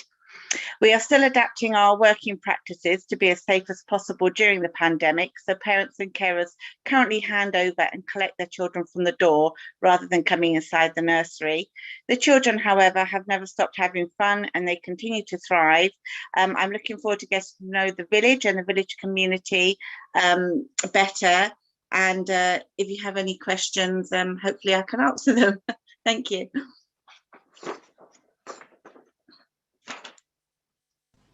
Thank you very much, Tracy. Any hands? I see no hands. I see no ships. Okay, thank you very much. In that case, I'll keep it moving. Oh, sorry, Russell's got a question. Hello. It's not actually a question. I was just going to say I'm monitoring the Facebook feed, and if anybody is watching on Facebook, you can put a comment, and I can ask the question, any questions for you. It's a bit late now, but there is a public forum coming up in a bit, and there are still some other groups that people may need a question. Right. Okay, thank you very much, and Russell and Tracy. There's a short report from the cricket club, written by David Spinelli, who's the chairman. David writes that the cricket club is busy preparing for its 21st season at the sports ground, as it is a tradition dating back to the 50s, if not before. I assume David only started in the 50s. The makeup of the side and game has changed over the years, with the team no longer being picked in the Carrington Arms on a Sunday lunchtime or by the last man standing. Having relied on several dad and son combinations over the years, the club is having to recruit from further afield in its efforts to maintain a competitive standard for league cricket. The club competes in the South Northants Premiership League on Saturdays, along with playing a number of friendlies on Sundays against other teams in the local area. All new members are very welcome and would be selected by the standard of cricket they wish to play. The club enjoys first-class facilities at the sports ground, and long gone are the times of having to remove barbed wire fencing around the square, cowpats from the outfield, and rounding up the sheep, having done their work in keeping the grass short when the club played down Station Road. It will always remain a village family club, and its long-standing committee takes a pride in the running and presentation of the club and the ground to members and visiting teams. For information regarding joining fixtures and events, please go to, and he's given his website name, which is just www, but it's Castlethorpe Cricket Club, all in one word, .co.uk. Thank you all for your support, and roll on summer. David Spinelli. If I just move straight on, football have just given a three-line report, just saying that they've sport has returned thankfully for all 7 Castlethorpe football teams. I mean, there's 7 youth teams. It's amazing, really, with games on Saturdays from now until the end of May, and some odd midweek games. Great to see the sports field back in use and in immaculate condition for the teams. So that's it. Is anyone to speak on tennis? No, I don't think we have anyone for tennis. Or bowls? Oh, Russell. Yeah, well, I was just going to say, if anybody's interested in playing tennis, you can go onto the village website and search for the sports section in the index, and there's details of lessons and how to book and everything. The website address is castlethorpe-pc.gov.uk. Right, from bowls. Zumba, Nikki Birchall's just put a very short report in. I hope to resume my dance fitness class if it's viable to do so safely, practically and financially. The National Governing Body for Group Exercise is currently updating the guidance and continues to seek clarification from the government on the requirements for indoor classes. Until all information is to hand, unfortunately, it's not possible to provide a date for a restart. That's from Nikki Birchall. And Pilates have said that the Pilates in the Village Hall class is still currently taking place online, hoping to be back to class as normal in the hall in February, March time next year, as the lady who runs the class is currently pregnant. And yoga, I believe there's a separate short report on yoga, which just says that Yoga with Joe Ward has been running community yoga classes in the Village Hall since September 2019 on Monday evening 6:30 to 7:30. Currently the class is online from 7 to 8 p.m. on a Monday. We're currently very much hoping to return to the Village Hall on the 17th of May when the next lifting of COVID restrictions come into place. And she's given some email. Any questions from anyone can be directed to her email or her phone number. I don't know whether, Russell, it's possible just to post these online. People won't really be able to note it if I read them out now. And Sapphire dance classes. Is anyone speaking on that? I don't think so. No, right. Well, that really brings the end of reports. So it's really now a matter of public forum. If anyone wants to speak, please raise your hand either physically or by, preferably by clicking the participants at the bottom, and should be a raise hand facility there. If you want to speak and you've dialed in by phone, please enter *9. That effectively raises a hand again. And then when I invite you to speak, press *6 to unmute yourself. And then when you finish speaking, if you would please mute yourself again by pressing *6 again. So by phone, *9 just to raise your hand, *6 to unmute yourself, and *6 again to mute yourself. Does anyone wish to speak? Leo.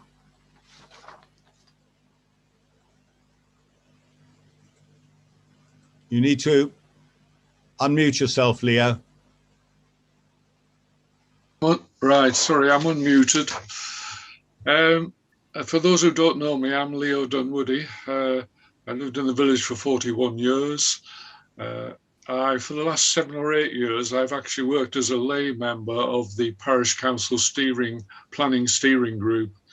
For some years before that, I was actually chair of the Residents Association. It was mentioned that the possible JRing, which is judicial review of the decision which has been made by Milton Keynes Council Planning Department not to follow the Parish Council's request that Gobbies Field be included in the modified neighbourhood plan as a local green space, LGS. The process, in fact, it's, those of us who've been heavily involved in this, and particularly myself and Phil, I think, who've been the most heavily involved people in the process, we put together, and I'm sure you all read the neighbourhood plan as bedtime reading, don't you? Yes. So if you read the green space part of that, it has an extremely strong justification for inclusion of Gobbies Field as a local green space.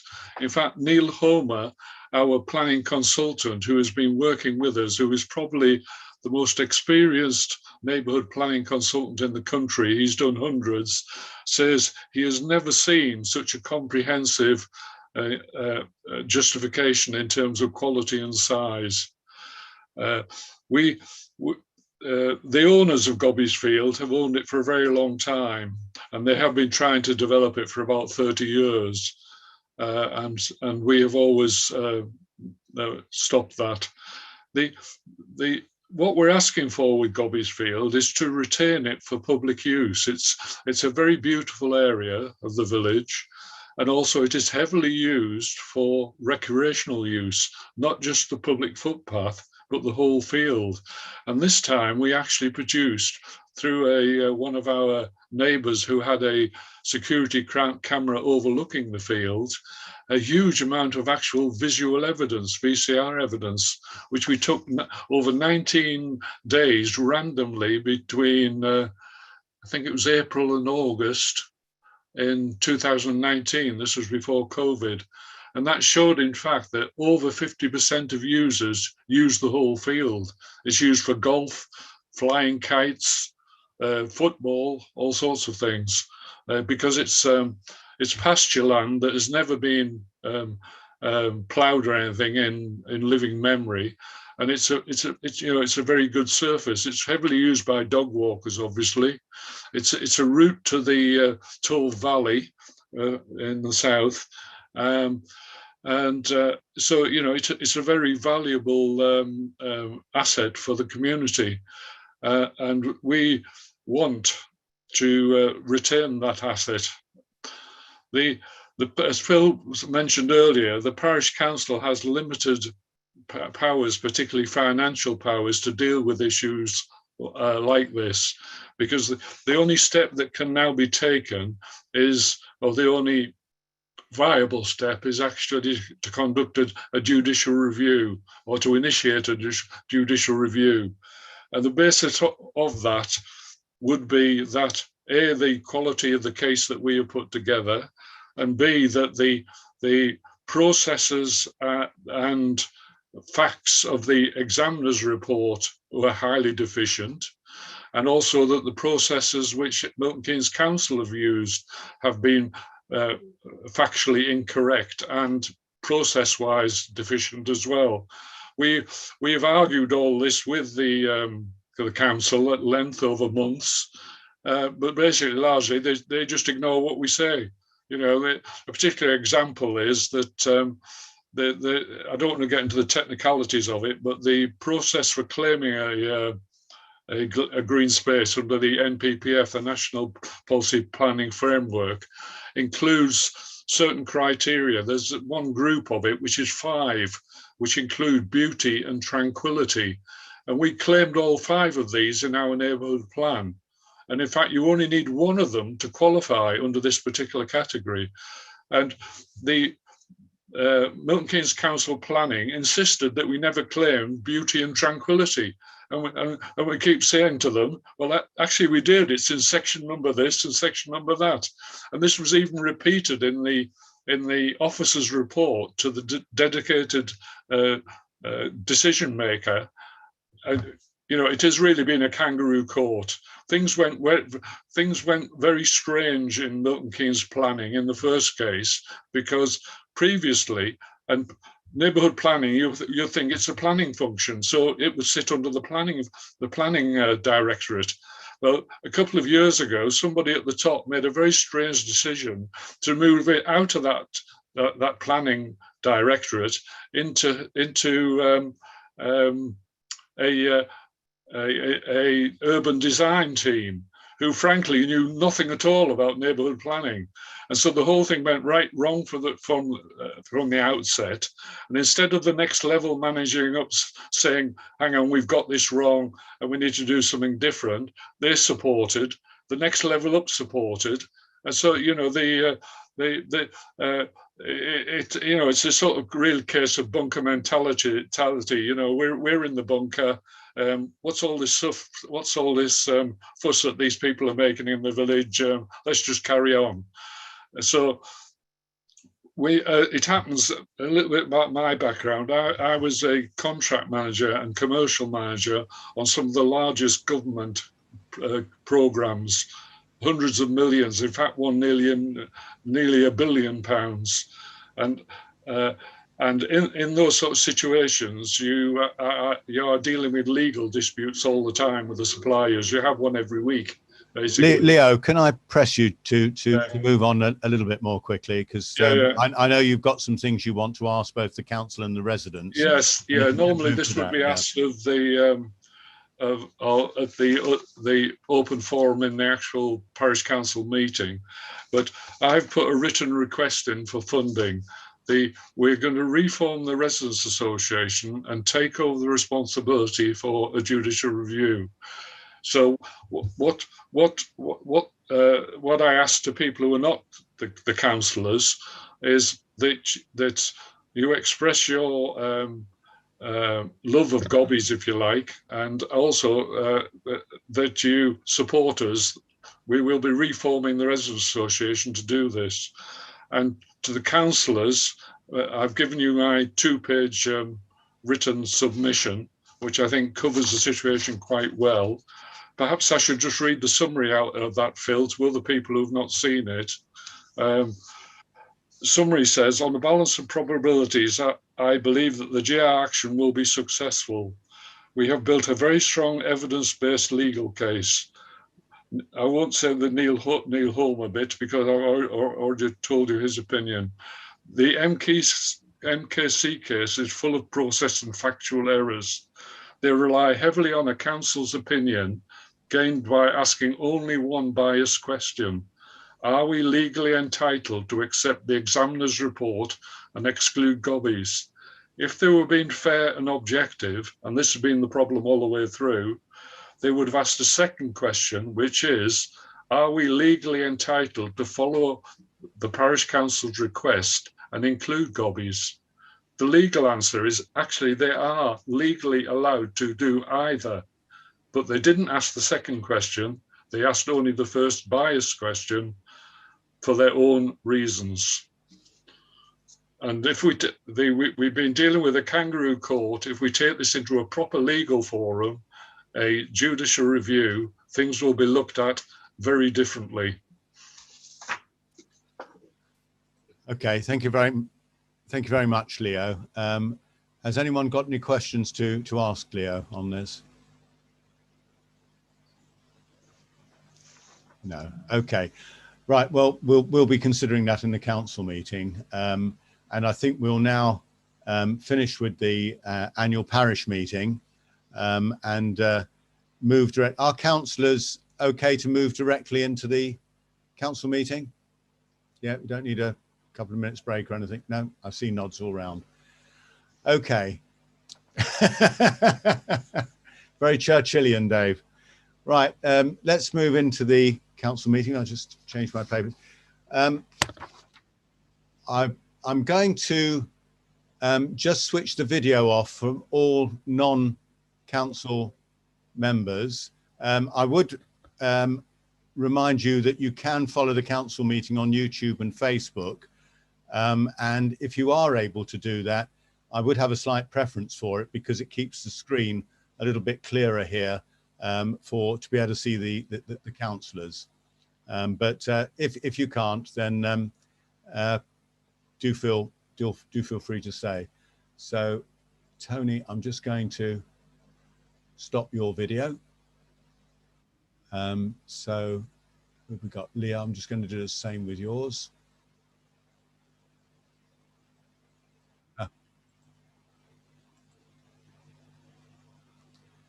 So we've got Dave, Steve, John, Russell. Right. Okay. So let's move into the council meeting. Apologies for absence. Who's not here? Steve, who have we not got? We've got 1, 2, 3, 4, 5, and Ian seems to have disappeared. Yeah, he does. So I've got a feeling that may be a technical problem, and he'll rejoin in a moment. But if necessary, you'll have to record him, Steve, as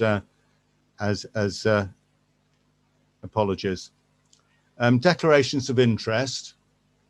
John and I will both have to declare an interest in 7.1, which is the renewal of the lease for the shop, because we're both directors of the shop association. And if Ian does... Sorry, Phil. Yeah, I was going to make that point that when Ian comes back in, can you remind him, or can you ask him to declare an interest on 5.1? 5.1. Yeah. Okay. Any other? Oh, here is Ian. Yeah. Right, Ian, you will need to declare, don't bother unmuting, but we're declaring an interest for you in 5.1, which is 1 Wolverton Road.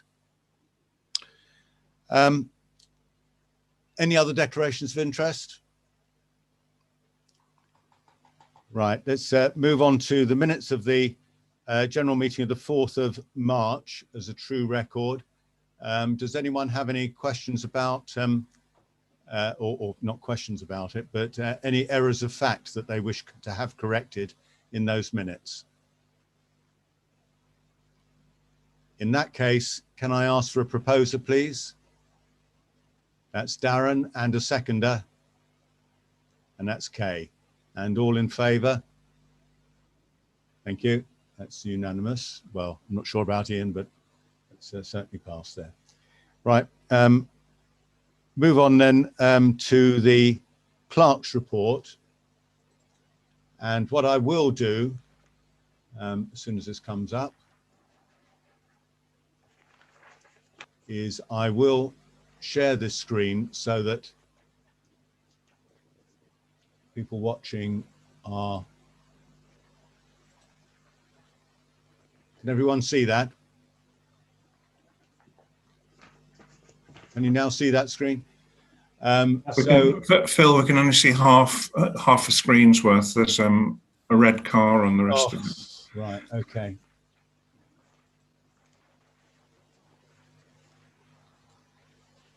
Something seems to have changed on this. Right, okay. Nice car, Chair. Okay. So going through this then, are there any questions that any councillors have got or wish to raise on the points on the clerk's report?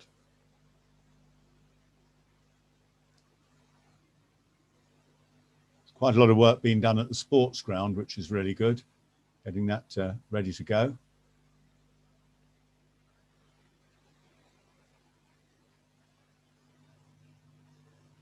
No, we're all okay with this, are we? Okay, and these are the ongoing actions, which I don't think there's any more progress on those. Okay, so if there's no questions on the clerk's report, I'll stop that share. And Russell, did you want, moving on to 4.2, is there any update that you wanted to offer on the reopening of the village hall? No, nothing more than what I said in the parish meeting. Okay. Can we move then on to 5.1? Now, this is 1 Wolverton Road. And as you know, we had 2 principal objections to this.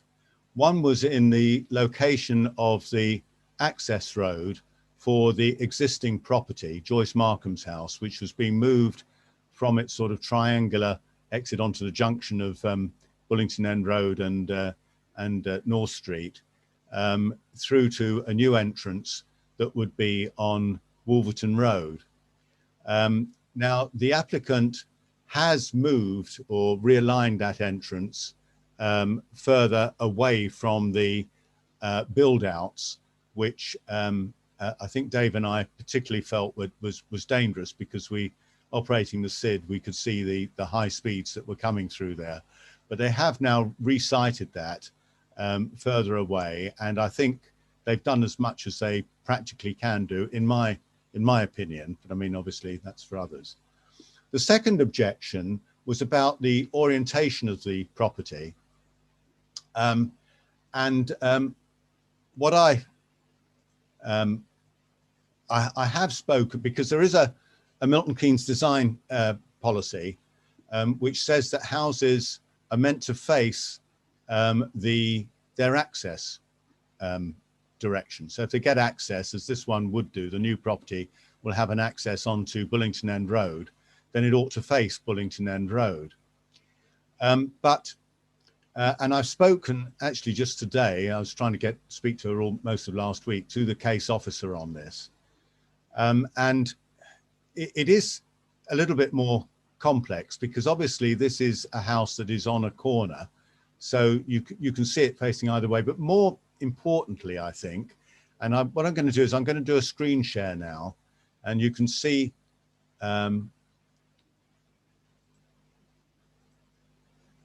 right, you can see the way the property looks, and it's kind of double-sided.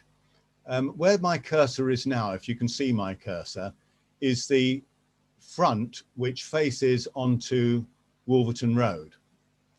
But if you go to the side that faces Bullington End Road, you can see that they've actually got a door there. They've got a dormer arrangement in the roof there, in this 1.5 side. And it sort of looks almost as if it faces that way. And if you look at the way it lines up with, you know, Joyce's existing property, it is in line with it, and does make, you know, a oneness along there.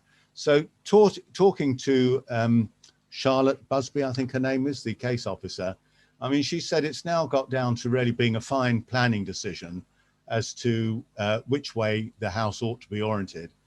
And in her judgment, she thinks that because of the architecture of the side of the house, which you can see here, that this actually would be acceptable. And I'm inclined to agree with that. I mean, it's not, to be honest, I'm not 100% happy with it, but then one can't always be 100% happy with these applications. So the bottom line on this is that I am recommending to the Parish Council, before I open it for discussion, that actually we withdraw our objection with these new submission that the applicant has made, which I still think, by the way, some of these are so radical that I'm not really sure they should have gone in on the same application. But anyway, that's another matter. So I am really saying, I think that because of the orientation and because of the revised access, I personally think that we now ought to withdraw our objection to this. So at this point, I'll stop the share unless anyone needs it, and open it for councillors to comment on this.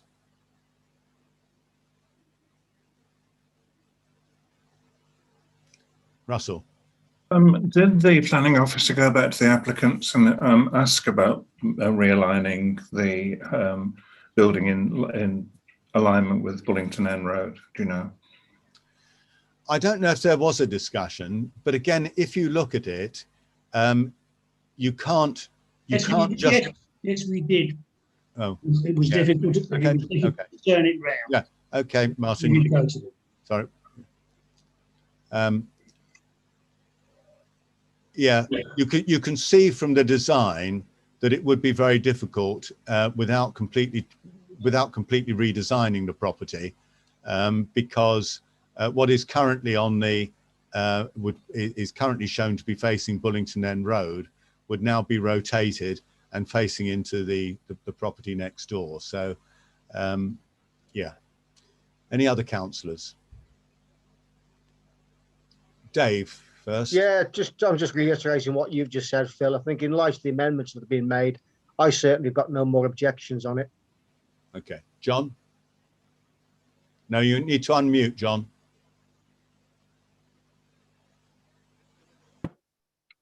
Similar feelings to Dave. I'm just on the diagram you showed. Is this an addition to Joyce's existing building or a new build? No, this is a new Joyce's building, which of course is effectively a new build. Yes. This is a new building next to it. So it'll still be there. Yeah. Right, and that's next to it. Well, like Dave, I'm okay with that. Yeah. Right. Well, in that case, can we just take a formal vote? So I'm voting that we offer no objection to this, and I'm asking for everyone to vote if you support that. Chairman, just technically, is it not to withdraw your existing objection? Yeah, indeed. Yeah, that's what I've taken it as, Andrew. Yeah. Yeah. The only reason I say that is because I'm sorry if I missed it, Chairman. I did just dash out to have a word with my son about activities in the lambing shed while you were doing some of that discussion. But the application has actually been referred to the Development Control Panel a week on Thursday. I believe that now it's on the agenda for that meeting. It's very difficult to withdraw it from the agenda for that meeting. And so I suspect it will go ahead. The planning officer may try to get it withdrawn, but in process terms, I don't think they can. And I'm only saying that from my experience as chair of the committee a while back. The fact is that if you don't, even if you've withdrawn your objection, it says on the agenda that it's there because the parish council objected and you're supposed to send somebody to object. Therefore, it may be that you need to kind of say we've withdrawn our objections and therefore we don't intend to send anybody to speak, simply so that you don't get black marked and marked down and kind of have one of your three strikes for not turning up to object on something that you objected to originally. Does that make sense? Yes, it does. And certainly, well, let me hear Steve, what Steve's got to say first. Yeah, can I just say on that, Andrew, that we did kind of moot this possibility with the case officer, effectively to give the parish council any time to consider. We had to push through to DCP, and it was Charlotte, wasn't it, Phil? Yeah. Yes. And did agree with Charlotte that if the parish council did withdraw the objection and did actually, if you like, take the new plans as acceptable, then we would be withdrawing the objection. So Charlotte was perfectly au fait with that. Yeah, it's not Charlotte that's the problem, or Charlotte's not the problem. But it's actually the services team that monitor that. So yeah. So it might just be that you need to work with Dino or something. Yeah. What we'll do, I've got a feeling that we're speaking at that meeting anyway in objecting to another application. So I will just roll up.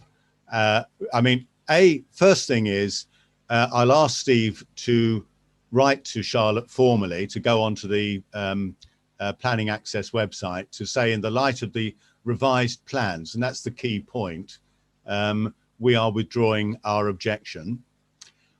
Secondly, either Steve or I will call Charlotte tomorrow, which is what I promised her, if we agreed that we were withdrawing it, and notify her so that she can do whatever she wants to do internally.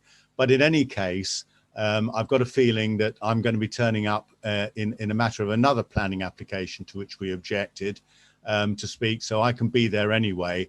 And if there is a problem, I will just say, look, we have withdrawn this because of revised plans that were submitted. Okay? Right. In that case, let's move on. Section 6 is existing planning applications. And I note that 2 to which we objective have actually been refused in 6.2 and 6.5. And any questions that any councillors have got to any of the other items? Right. In that case, we'll move on to 7.1. Now, I declare an interest here, and so does John. So the remainder of you, and you are just quorate, will need to elect a chair for this item. I will now mute myself and switch off my video, and I would ask John to do the same so that we're not seen to be part of this discussion. Right. Can I have a nomination for chairman, please? I would like to nominate Dave. Okay, Dave. Nominate Russell, but Dave will do as well.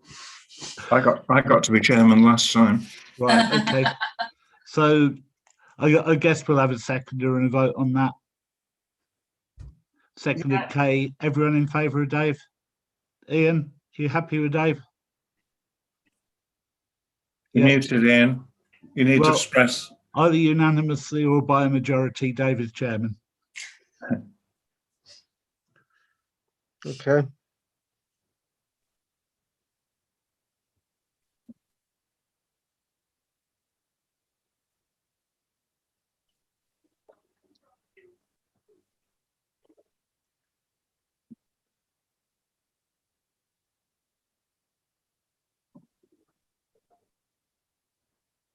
Something's happened.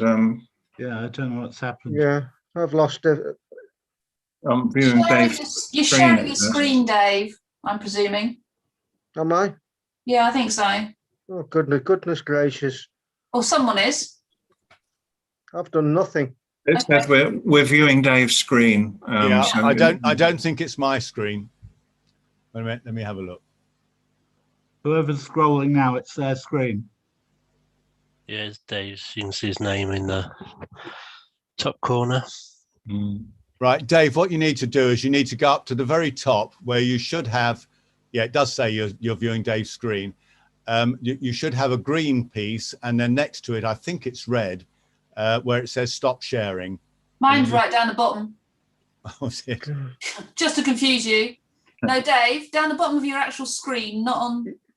All right. Hang on, I've completely lost my screen here. Right, I'm just about to use a. There you go. There you are. That's the nuclear option, which I have. All right. Okay. Right. So where are we? Right. It's 7.1. Yeah, 7.1. 7.1. Right, just bear with me. I've lost the agenda. We seem to have lost. We seem to have lost Ian as well. Okay, 7.1 is to approve the renewal of the lease between the Parish Council and the CVSA. Okay. Well, you've all read it, I take it, have you? Yeah. Yeah. So are we happy to agree? Sorry, Yes. Dave. Can I just say that it was too long to give to Ian, so Ian hasn't read it. So I think it's only. Is Ian online? I think it's just come back in. He's just come back on, yeah. Okay. Is it in fact the same terms and conditions as the previous lease? It appears to be the one dated to May 2014. I don't believe there are any changes. No. Okay. Sorry, Dave. I don't think Ian's got any kind of objections. Okay. We're quorate even without Ian, aren't we? Yeah. Okay. Well, it's simple. Are we happy to accept the agreement? Yes. Yeah. Yes. Okay. Right. Right. That's done then. That's Phil. That was my moment of power. Phil and John back.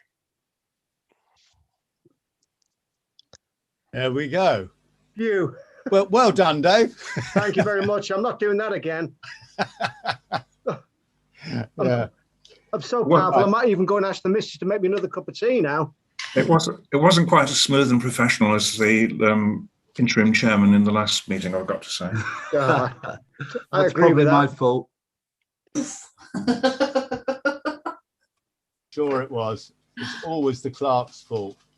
My fault. So I'm just desperately trying to find a bit of paper, which I had written some details down for 7.2. Basically, the situation is that, as you know, we had agreed that we were going to upgrade. I'm trying to find a document while I'm speaking, which is why I'm being slightly. Would you just give me half a moment?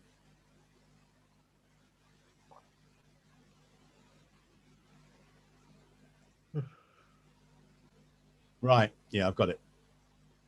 So we have agreed, I mean, these streetlights are very, very expensive.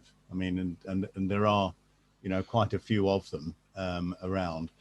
But I do think it's important. You know, we've spent an awful lot of money over the years on getting the conservation area looking really nice and you know, with heritage lights and with the bins and so on, and indeed the money we spent on the village centre itself with that raised table.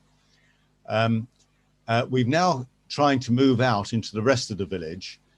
We've committed already at the last meeting to spending 18,500 on putting heritage style streetlights into Station Road and Bullington End Road when they are replaced as part of the MKC LED upgrade programme.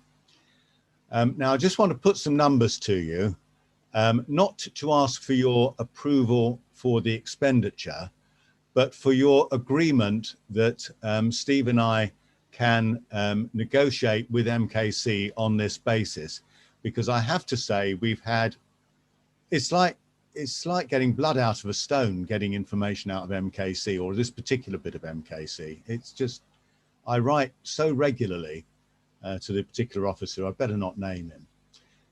Right, now, if we were to assume the same cost as in Station Road and Bullington End Road, and after all, the work's not been done yet, so it should be the same. If we were to install heritage style in the Chequers and Shepperton Close, which I think would well suit it, so everything then south of the railway line would be heritage style. The cost of those two would be £23,500. If we looked at Thrupp Close has got some fairly ugly streetlights at the moment, and I think what was offered to us but was never priced by the officer at MKC was basically to, I know it sounds amazing, but cut the top off and put new lanterns on, as in Lodge Farm Court. You know, that kind of cylindrical heritage style that they've got there, or I call it neo-heritage style. But if we assumed that that was going to be the style there, that would cost about 13.3 thousand. So we're talking big money here.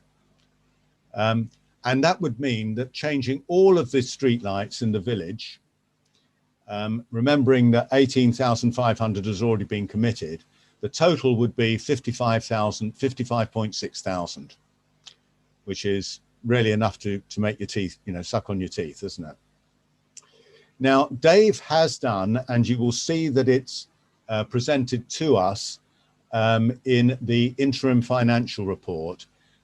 Steve has estimated where we currently sit, because for various reasons, we haven't spent an awful lot of our own money over the last few years. We've actually been spending money that we've got from other places, like MKC or various other grants in one form and another. So by being in that prudent way, we have now built up quite a little bit of cash. And we've got £105,000 available for expenditure, in addition to the money that's set aside in the what used to be the bond for the sports ground. Okay, so we really do have £105,000. If we were to spend the 55,000 that I've mentioned, clearly we'd have 50,000 left, and Steve would, I think, confirm that guidance is that we should roughly have our precept as a contingency, so about 30,000. The auditors jump on your chair if you're carrying double precept. That was what was said at the last annual review. Yeah, so we really should, spend some of this money, and it is my view. So go back again. We've got 105k. We're talking about 55,000 for the streetlights. That leaves 50k. We need at least 30k. Well, 30k for contingency precept. An annual precept is normally what parish councils keep as their contingency. So that would leave 20k for other work that we need to do. I personally think, as I said in the report to the parish, that this is a multi-generational opportunity. I mean, these streetlights last about 40 years. Yeah, I mean, they may have to be repainted every now and again, but basically they last for that sort of time. And by the way, if they get hit or, fall apart, then they are Milton Keynes' responsibility to replace them, and they're not ours. I think that the improvement to the look of the village of having good streetlights is immense. I really do. And therefore, I would like to see us go down this route. I know it's mind-numbingly large. Now, as I said, I'm not asking you to approve that expenditure here, because we actually haven't had a quote for this bit, but I am asking for your approval in principle to go and talk to MKC about getting a quote for these streetlights of this order, which we would then bring back to a parish council meeting. And I suppose the decision I am asking you to make is that Shepperton Close and the Chequers would definitely move to a heritage style streetlight, and that we would look to Thrupp Close, as we've previously said, moving to a Lodge Farm Court style, which has some symmetry, because of course it's just across the sports ground from it, to that style of streetlight. So, having shocked you all into financial silence, perhaps I could now ask for your comments. Russell. You mentioned the sports ground bond. Am I correct in saying that that was part of the planning gain for Thrupp Close? Yes, that is correct, yes. Right. And was that specifically for anything apart from the sports ground? I mean, was it for maintaining Thrupp Close or anything? No, it was specifically put aside. It was originally invested as a bond. It then went into high interest accounts. And as you may know, it's now been put into a CCLA property fund to generate an income. But I mean, we've actually had to pay the fees for going into that property fund. So it's a little bit below the 50,000 at the moment, but it will obviously pick up over the next year or so. But that was quite specifically for the maintenance of the sports ground. Dave. Yeah, hi, Phil. Well, I mean, actually, just to keep this brief, if all you're asking for at this point is permission to go and ask essentially for a quote, then yeah, absolutely no problem at all. I'm sure at some point we will, depending on what the quote comes back as, we can debate the situation then. But yeah, I don't have a problem with you asking for a quote. So yeah, I mean, specifically, Dave, and to get very personal, the Chequers would go to a heritage style streetlight. Yeah, I understand that.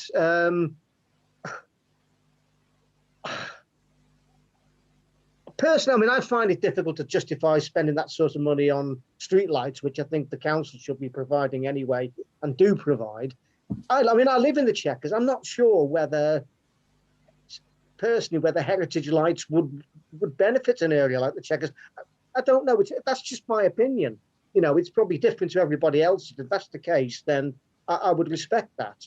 So, but is this the time now to debate that? Well, it's only in the basis that it's so hard getting a quote from MKC that giving them options is giving them options to delay by another 6 months.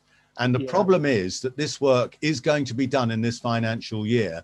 And I'm terrified of us missing the boat on it, you know, and then putting in something which is not suitable, that we won't be happy about. And by the way, they only charge us the upgrade costs. They don't charge us the, you know, they charge us over and above what they would have put in themselves. Right. Okay. It's not putting in, you know, but it's still a lot of money, of course. Yeah. But yeah, I just, and like you, it does make my eyes water. But yeah, John. I agree with all that's been said, Chair, and I think that the cost of it has been quite surprising.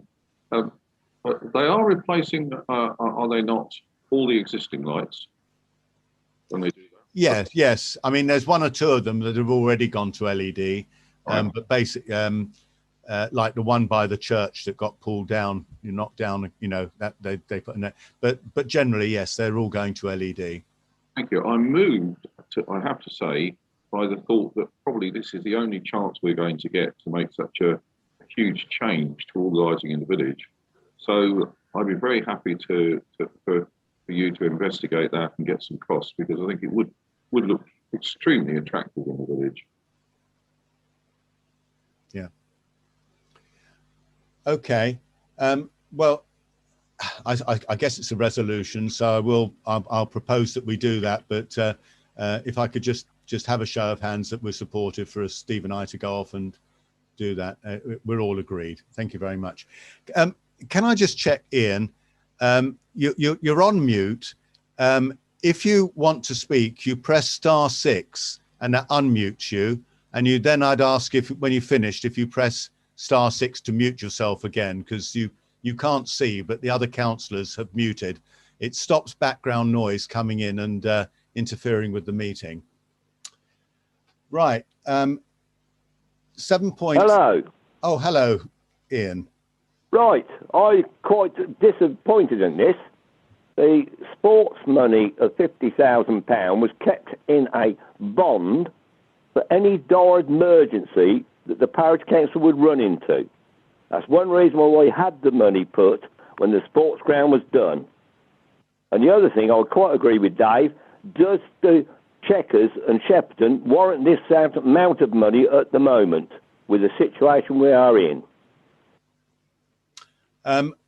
Well, I would, and first of all, we are not talking about touching the bond money for the sports ground. That is a separate amount of money. So that's that 50 grand.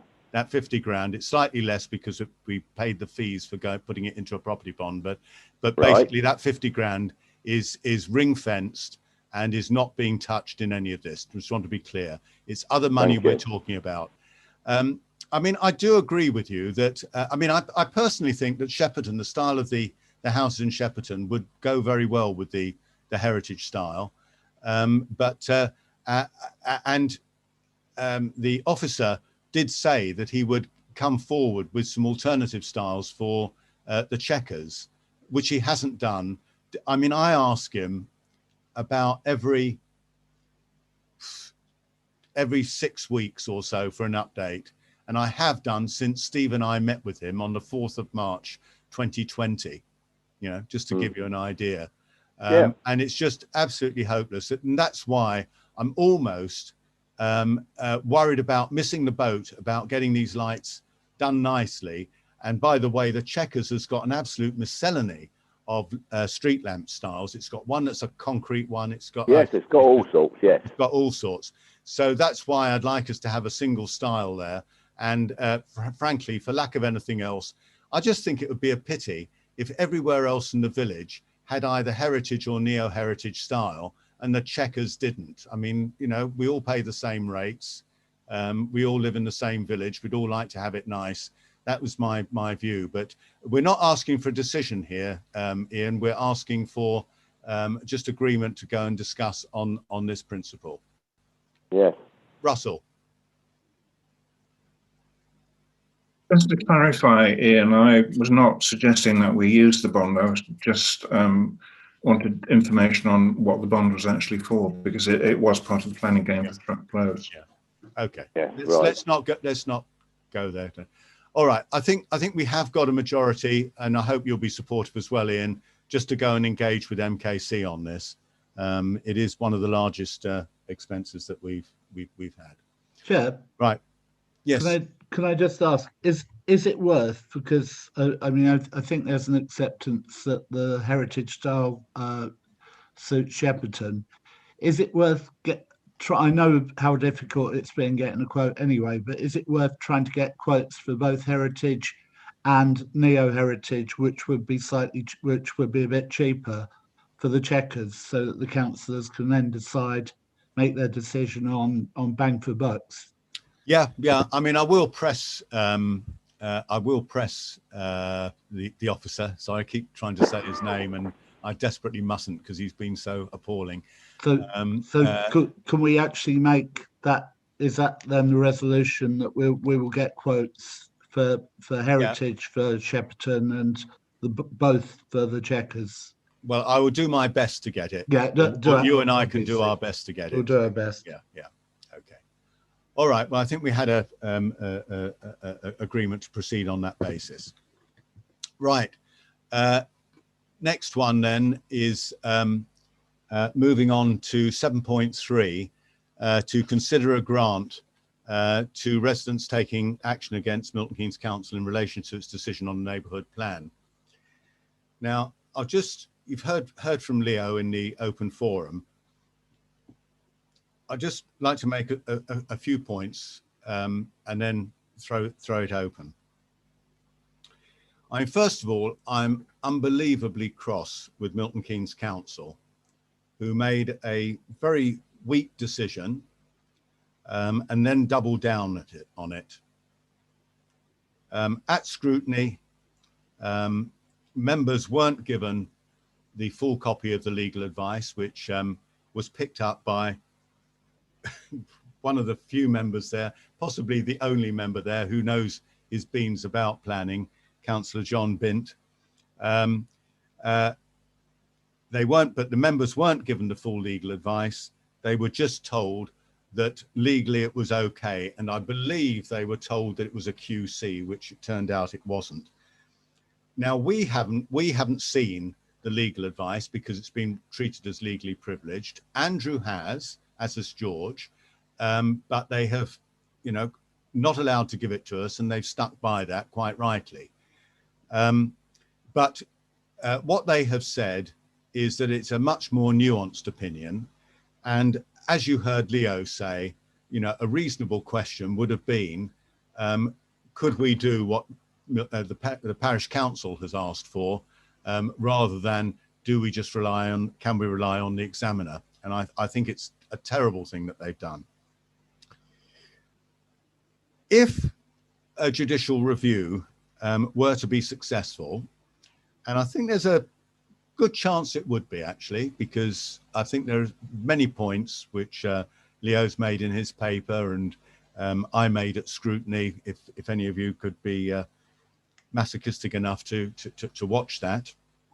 And I know some villagers did actually.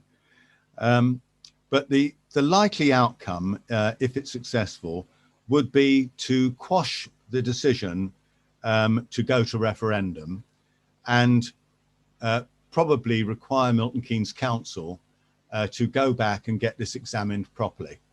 I think that's probably what would happen.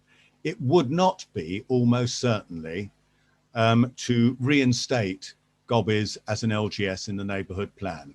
I don't think a judicial review would go that far. So we would have to have a new examination, and we would insist on a hearing this time, which is what Sherrington did. and they got through a piece of land as a local green space that frankly is of a poorer standard in qualification terms than Gob is. But examination, as we know, we've had 3 examinations now, all of which have refused. It's no guarantee that we would get it. It would be a good outcome if both the judicial review and examination both were favourable to us, because that would mean designation as an LGS, and that would protect Gobbies in perpetuity. The next point is, no, we do have to redo the neighbourhood plan every couple of years to keep its absolute protection. Andrew has spoken about the inspector at Hanslope, who approved Cuckoo Hill Farm and Malt Mill Farm outrageously, but they can do that, and there's effectively no appeal to a planning inspector.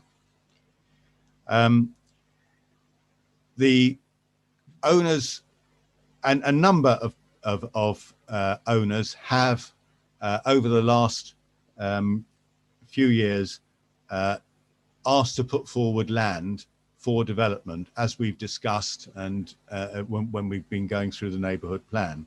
So to protect against those, we do have to make sure that our neighbourhood plan is kept up to date. It's certainly in case Milton Keynes ever can't maintain its 5-year housing land supply, which is a condition, or to protect against a rogue inspector. The question is whether we're prepared to fund the residents in going to JR. You'll see from Leo's paper that he's saying the total cost that he's been quoted is 9.6k, and he's asking for half of that, 4.8k, from the Parish Council. Now, we've already committed £1,000, 1k, to them. And so it's really a matter for councillors to discuss whereabouts in the scale of 1 to 4.8 we wish to contribute to this. And rather than attempt to lead any further on this, I'm going to stop at that point. I can see Andrew's raised his hand, and I'd like him to be able to speak on this, because it would be an introduction. Andrew. Thanks, Phil. Yeah, I think you've summed it up pretty well. The only bit I think you may have got slightly wrong is that I don't think the 9.6k is the cost of going to JR. I think the 9.6k that you've spoken about is actually the cost of a pre-action letter, which as Leo has told us on numerous occasions, and I understand is absolutely correct, that a pre-action letter to MK may well be all that is needed, because at that point they will say, well, look, hang on a minute, if we carry on, there's every likelihood we're going to lose here. If they didn't, and they didn't concede and it carried on, the costs will escalate much beyond that. But if I've read the letter correctly in the papers that Steve very helpfully circulated ahead of the meeting, actually that cost, if they were to go further, that will be borne by residents anyway. Whether or not tonight you as a parish council decide to use your funding to assist any legal J action is entirely a matter for you, and one that I'm, in terms of expenditure, in any rate, I'm not going to offer an opinion on, because I think that's entirely within your gift to decide how you spend your money that you've raised and your parishioners' money. My slight nervousness about going down this route, and let's be honest, you and I only went through the gruels of scrutiny to try and ensure that we did everything that was needed so that we didn't block the path for JR. If that was the route that you did intend to go, I think we all knew before we went to it that the likelihood of getting the decision referred back and a different decision made was remote. We were proven right; it was remote. We had 5 votes to 1, and here I will be unshamedly political, and you may shut me down here, but shall we say that the Labour administration, backed up by their Liberal Democrat partners, were not going to support us come what may. It was very much a politically motivated decision, and I make no apologies for bringing politics into it just for this once. My real nervousness is of what I've said around Hanslope already. You saw a rogue planning inspector grant a planning application on a field because they were rogue. They determined that Milton Keynes didn't have a 5-year housing land supply, and Hanslope had no made and up-to-date neighbourhood plan. I never thought it could happen. I've seen it happen. I would absolutely hate for it to happen again, and I would hate for it to be Gobby's Field that it happened on. As you so rightly said, 19 years ago, my first battle was to try and save Gobby's Field. I won it. And in a sense, this JR is designed to kind of continue that and protect it. The irony of it is that the result of this JR could be to effectively back your revised neighbourhood plan into the long grass for another 6 to 9 months while it's gone through again. In the meantime, a planning application comes in, it gets refused by Milton Keynes Council, and who knows what the planning inspectorate does. Now, that's a very remote chance, but I'd have said that about Hanslope, and it could happen. My honest feeling, and I have to be honest about this, and I know Leo won't like what I'm saying, but I've said it more than once and it's not new news, is that I think that by far the best protection you can get for Gobby's Field is just to get on with your neighbourhood plan and get it made. And so actually going the JR route, personally, wouldn't be my preference. And I have to be honest about that. Leo and I disagree, and if you choose to go differently, of course, I will back and support that decision. Yeah. Hey.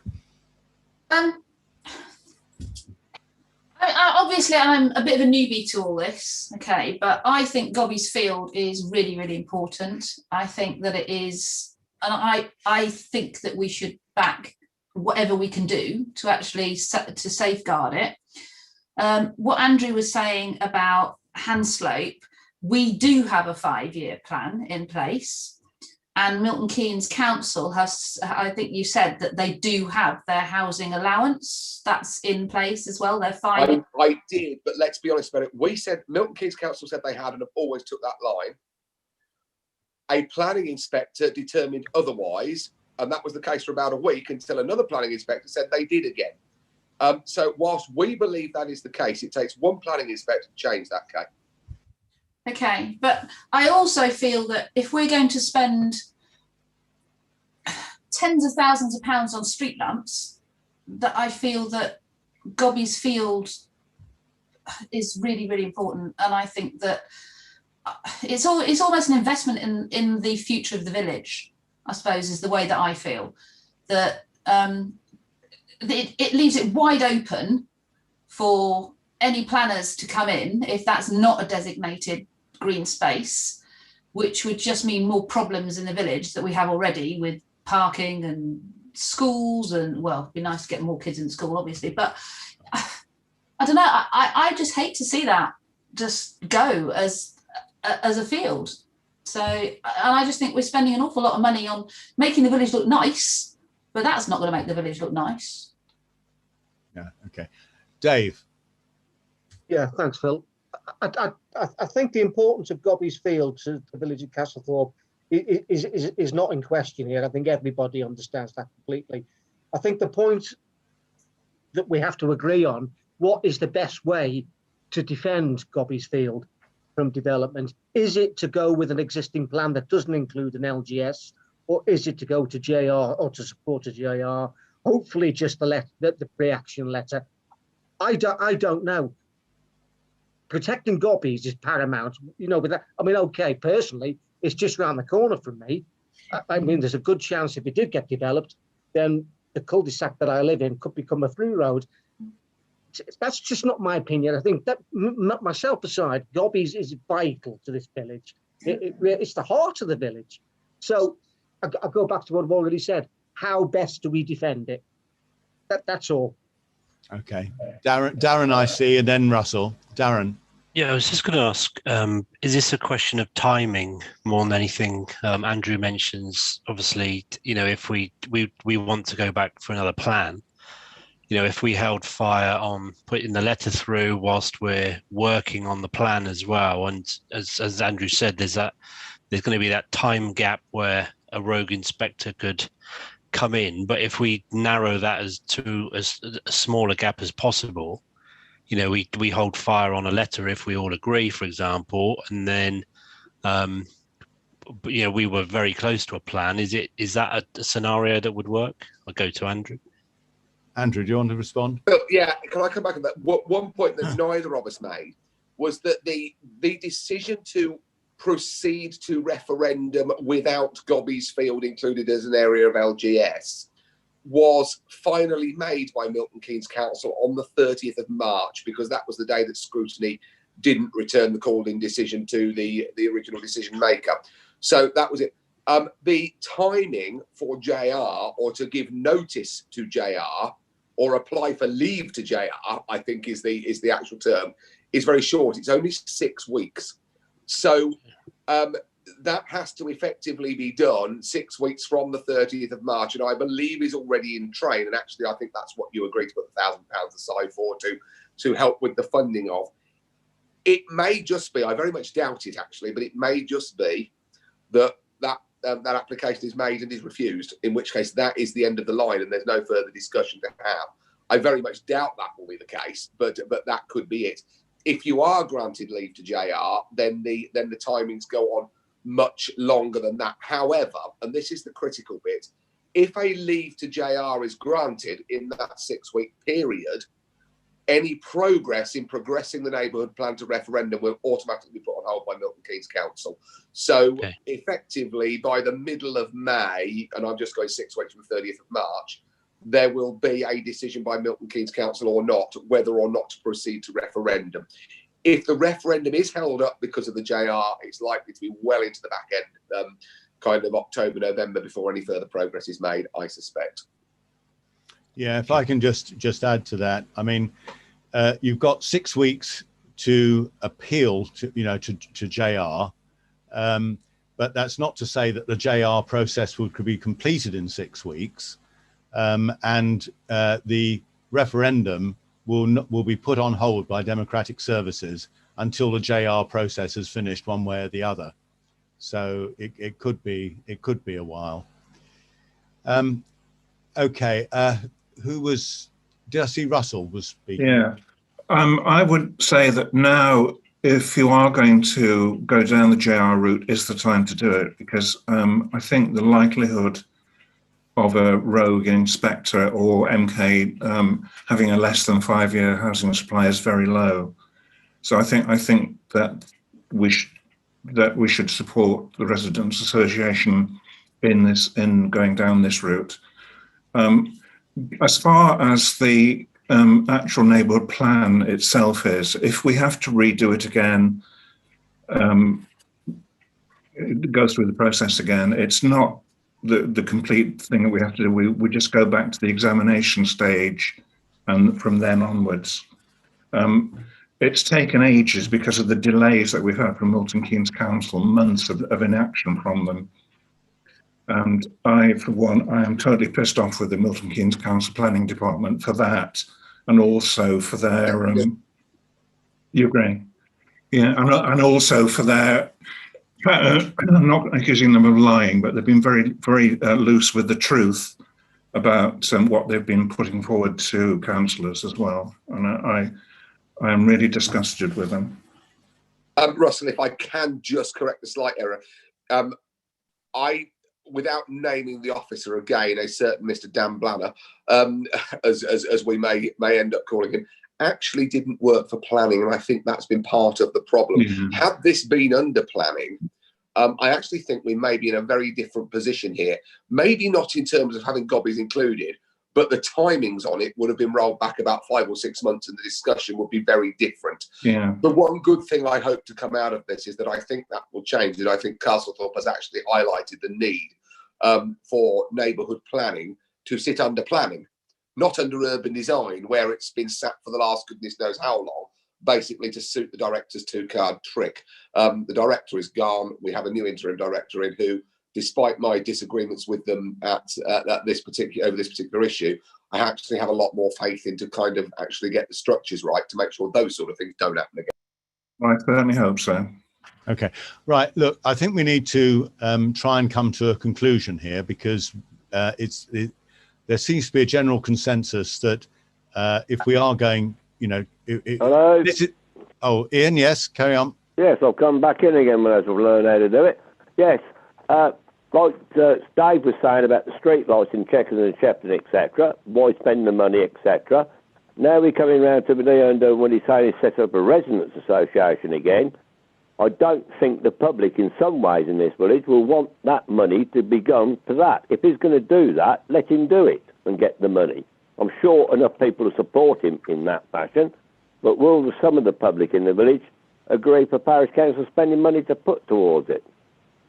We've done enough things in the Neighbourhood Plan to do things.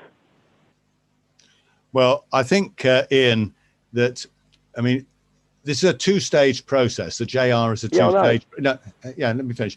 So first of all, there's the pre-action letter, which I have to say I do think is quite expensive here. But anyway, he's got a quote for this 9,000.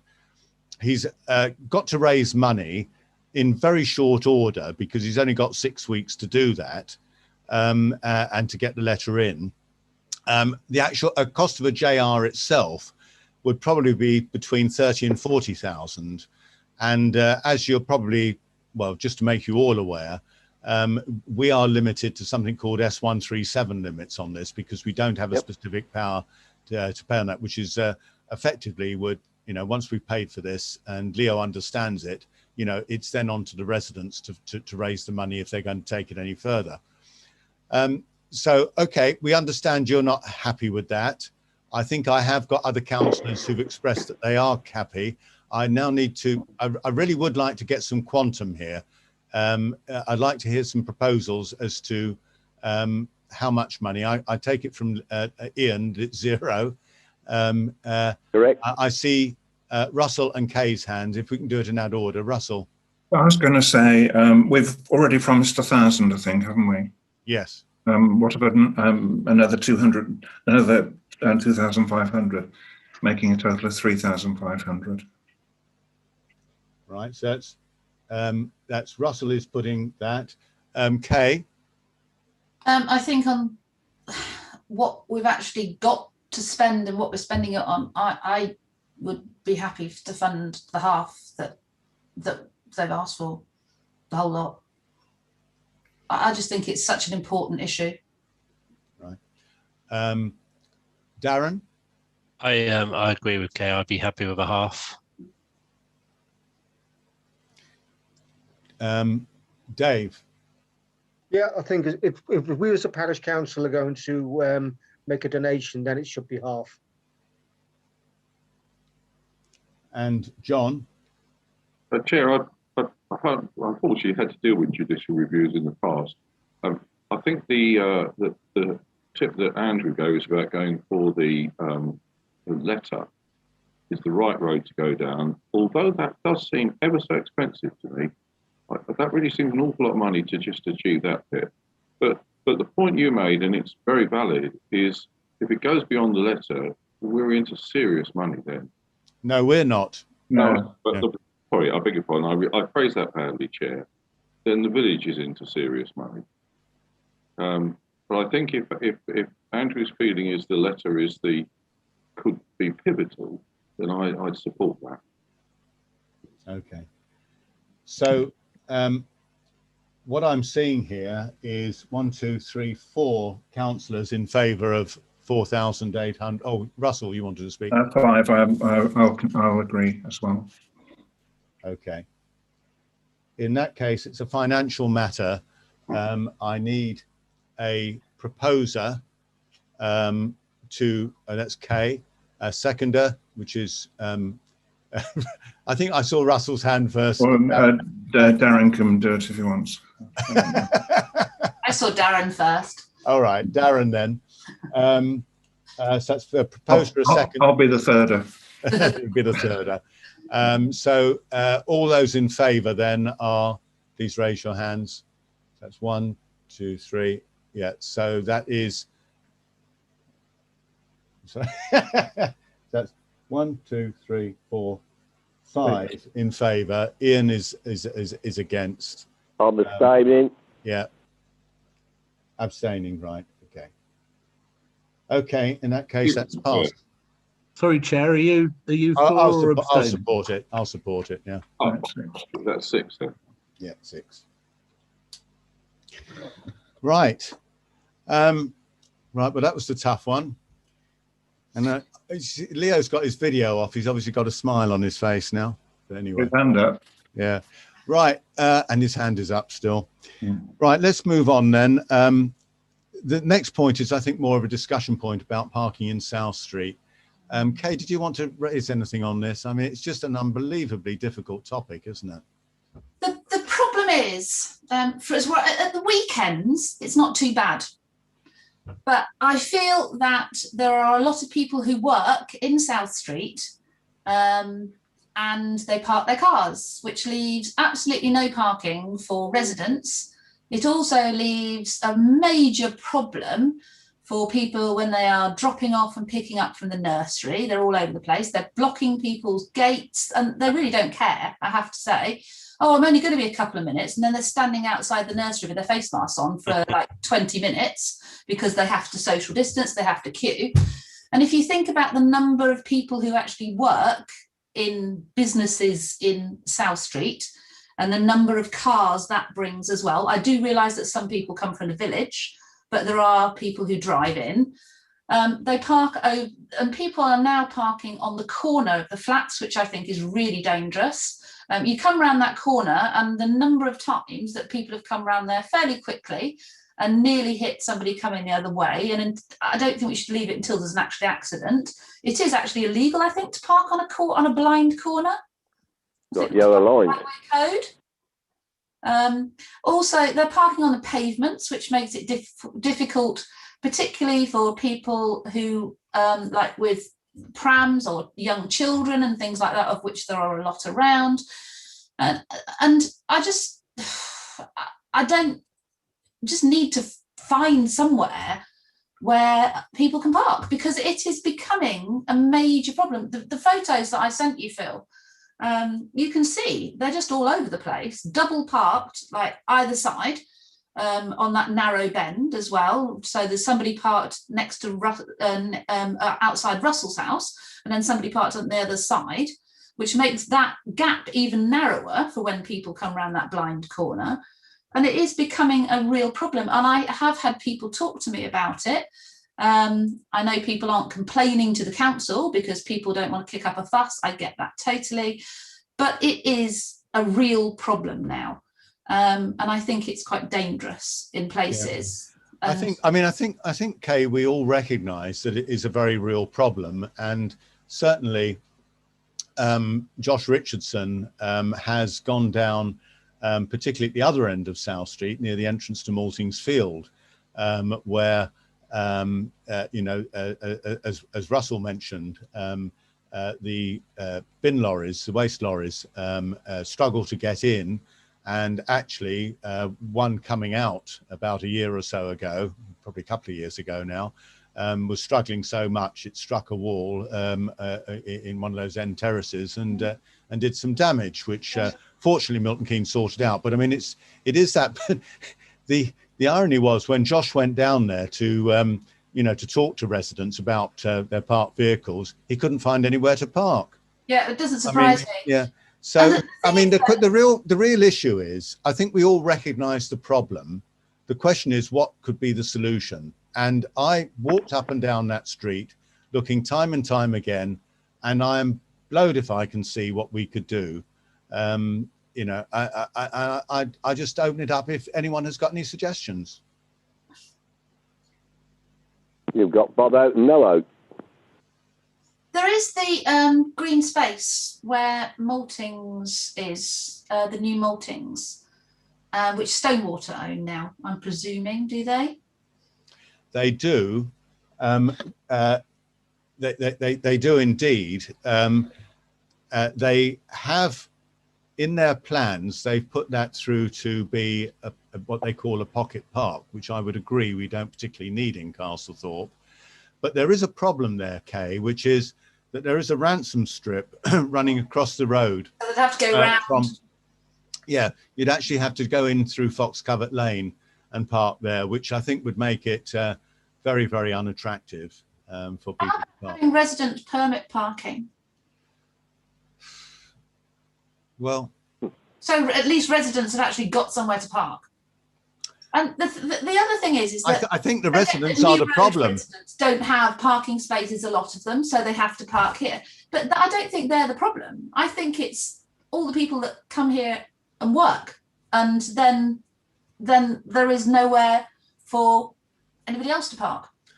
Well, I mean, I think there's a couple of things here. I mean, first of all, I think actually a lot of the problem is the fact that residents do now have an average houses per household more than they did 10 years ago.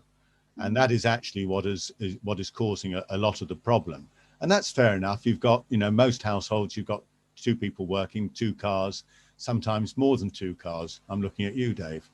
But that's just, that's just this modern life. But secondly, if you were to go to residence parking, you have actually got some businesses. I'm thinking of the Acorn Nursery, for example, which does have to reasonably have spaces where their clients can, drop the children off safely. Yeah, absolutely. So I mean, we could look at whether that's possible, and then you've got the question of enforcement, of course. John, did you want to say something?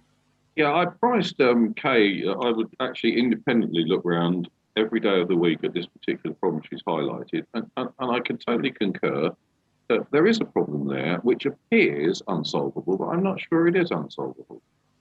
With Jossie's help, I wonder what people would think of a 3-hour maximum waiting period, or 2 hours even, because that would meet all the needs of the people working. It would meet all the needs of dropping children off. It would meet the safety regulations, and it would mean the cars would turn over, but we would need the police to just give us a little bit of help with that one. I don't wonder what anyone thinks about that. Okay, can I go to, hang on a sec. Well, yeah, possibly parking permits. Russell's got his hand up, if you go to Russell. No, you're muted, Russell. That is Hanford Parish Council. I had a comment from Trish Kempson. It says blue sky thinking, would a one-way system of driving work? So single carriageway needed instead of 2 lanes. I think actually that personally, I think that would probably create more problems than it solves, but I don't know what other people think. Presumably North Street would go towards Wolverton and South Street would go towards Hanslow. I tell you what, to try and see if there is a sensible way forward. What I will ask is that perhaps with maybe George rather than Andrew, given Andrew's current commitments, that maybe he and I and any other councillor that wants to be involved try and engage with someone from Highways to look at what options there might be. I mean, I don't know whether a one-way system would work. I don't know whether residence permits would work. I don't know whether a 2-hour maximum. I doubt if many non-residents wait for more than 2 hours, but I might be wrong. They park there all day. Yeah.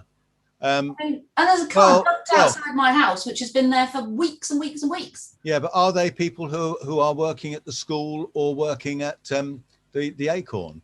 A lot of it is, I don't know how many people work at Acorn, and I'm not saying anything against Acorn, to do a great job, but I don't know how many people are working there at a time and how many cars they bring. But I do know that the fair amount of cars parked on South Street do actually belong to people who are parking there all day. Yeah, well, it could be that they're working. Yes, they are. That's what I'm saying. So a lot of. But where would they park? They're there till 7 o'clock, from 7 o'clock in the morning. Yeah, but where would they park? I don't know. That's what I mean. It's a very difficult one. Well, look, this is difficult. Let us see if it is possible for, as I say, I'll ask George rather than Andrew, and me and anyone else who's particularly interested. And I know you've got commitments during the day, Kay, but just to try and engage with, identify the right officer at Milton Keynes Council anyway, and then see if they've got any ideas. It must be a problem that occurs elsewhere. Well, that's what I suggested before. I said, why don't we talk to somebody who actually knows about parking problems and see literally what possibilities there are. Yeah. Okay. Look, John, did you want to add something to that? Yeah, very quickly, Chair. So, I mean, I've dealt with parking problems for a long time in the city centre. The one thing that is a truism is that residents will want to park outside their own house and nowhere else. The way around that is if you have a resident block where residents park, you know they're going to be there all day, and a shorter stay block where people can come in to work, drop their children off, and the rest of it. But you know, there are 101 different views on this. Yeah, I mean, I don't think we're going. No, Kay, I don't think we're going to solve this through discussion at this meeting. It was, if there's a proposal that someone had, then we could have considered whether we wanted to take it forward, but we can't. We are just discussing now. So let's take it out of this meeting, talk to Milton Keynes officers, and see if there is a possible way forward, if everyone's happy with that. Okay, let's move on now.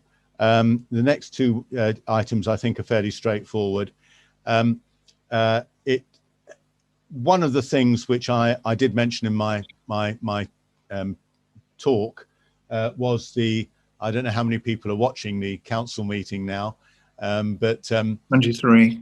Yeah, so you've got 23. Typically you have 20 to 25 on Facebook, and usually a lower number live on YouTube, but then it increases with people watching it on catch up afterwards on YouTube. You often get up to, I think I've been up to 55, but it's quite regular. So we're talking about 80 people watching.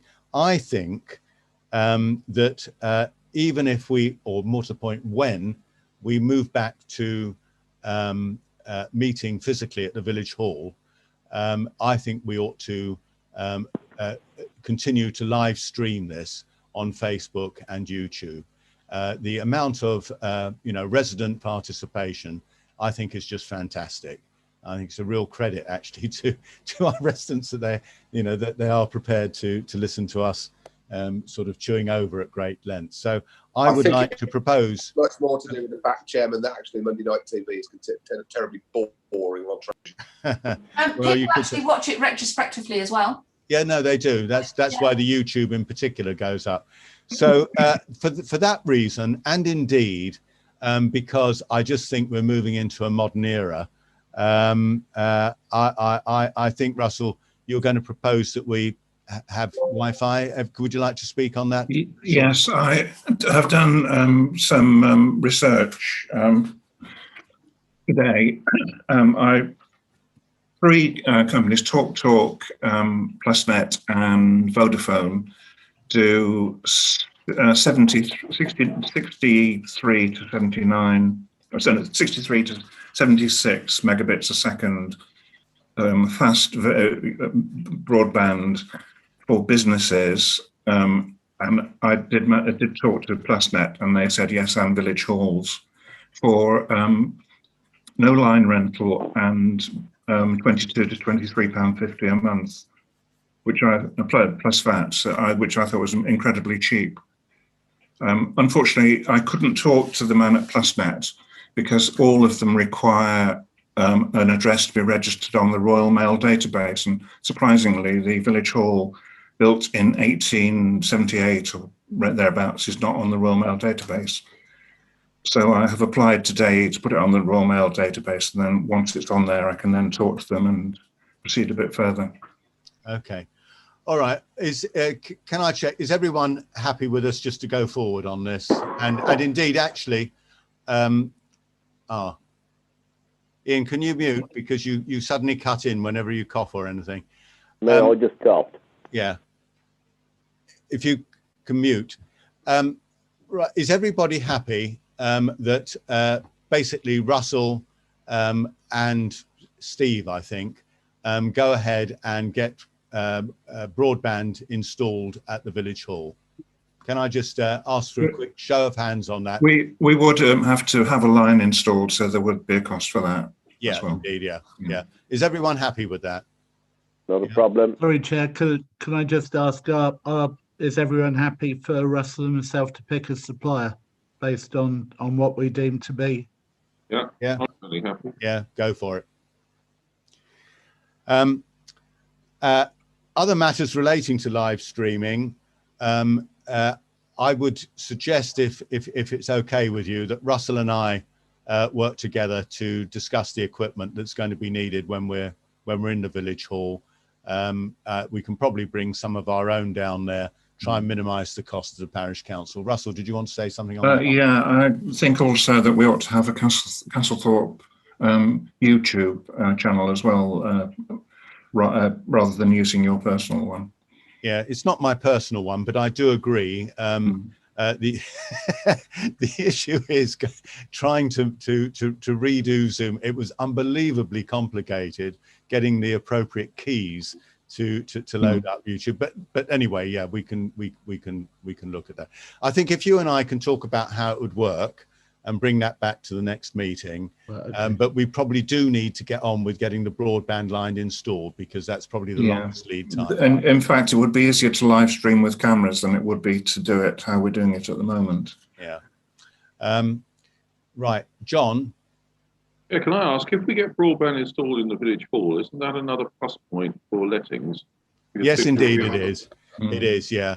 I mean, Russell and I talked about it, and we must make sure there isn't a phone extension in there, because obviously we don't want that to be abused. But for broadband and, you know, to have therefore Wi-Fi throughout the hall is almost, you know, mandatory in this age, isn't it? Right, okay. And following on from that, item 6, it's just I think we probably should extend the Zoom license for another year to make that. I think we probably will be meeting in some form. In fact, yeah, I'm going to, let me bring forward 7.11 on this. The government has decided not to extend permission for remote meetings beyond the 6th of May. And you will see that we're proposing to have our annual meeting on the 5th of May. Many parish councils, like thousands of them, have written to the minister. I mean, I've written three letters, as I mentioned in my report. Milton Keynes Council's written, Nauka's written, most of the BALC membership is writing. 3 local authorities are taking the minister to the High Court in 2 weeks' time to say that it's an unlawful decision, and you know, and so on. So there's a huge amount of pressure on this. I think that there is a way forward on this. I think I would suggest that we move our next meeting to bring it forward to the 5th of May, which means it's just within the legal period to hold it remotely.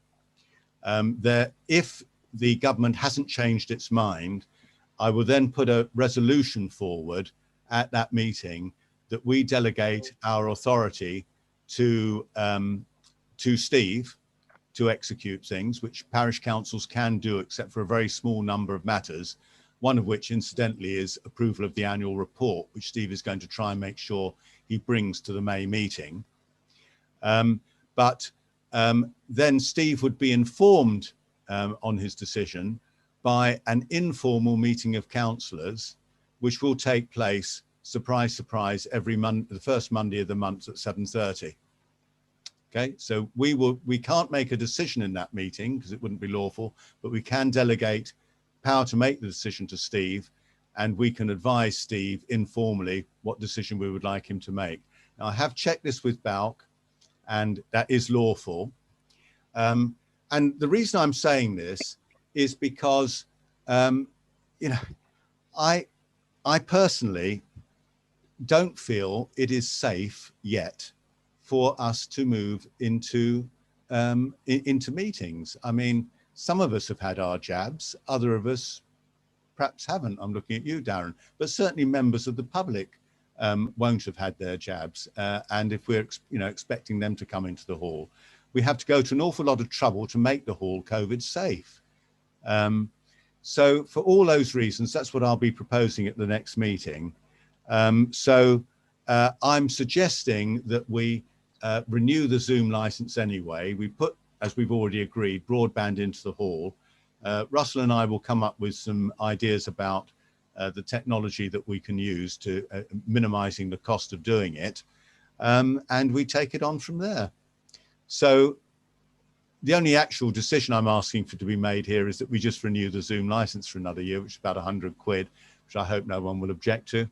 Are we all okay with that? That's almost trivial. Yeah, no problem. Yeah. And that's my thoughts. I don't know if anyone wanted to say anything on this. Steve, you wanted to say something? Sorry, it's just a quick ask, really. Could somebody please phone, I'll give them the details, Lloyds Bank, and get the last few transactions of the month, because I won't get them in a statement until about the 2nd of May. So enabled to actually get all the transactions in, get all the finances in for the end of year, for the last few transactions of March. If somebody could actually phone up Lloyds and get all the transactions from, I think it's 23rd of March to the 1st of April. Dave, is that something you could take on? Is that all right, mate? I'll give you the details. You send me the details through tomorrow, Steve. I'll do that. Thank you very Thanks, much. mate. Anyone else want to speak on the way forward on this? Yeah, so can I just clarify?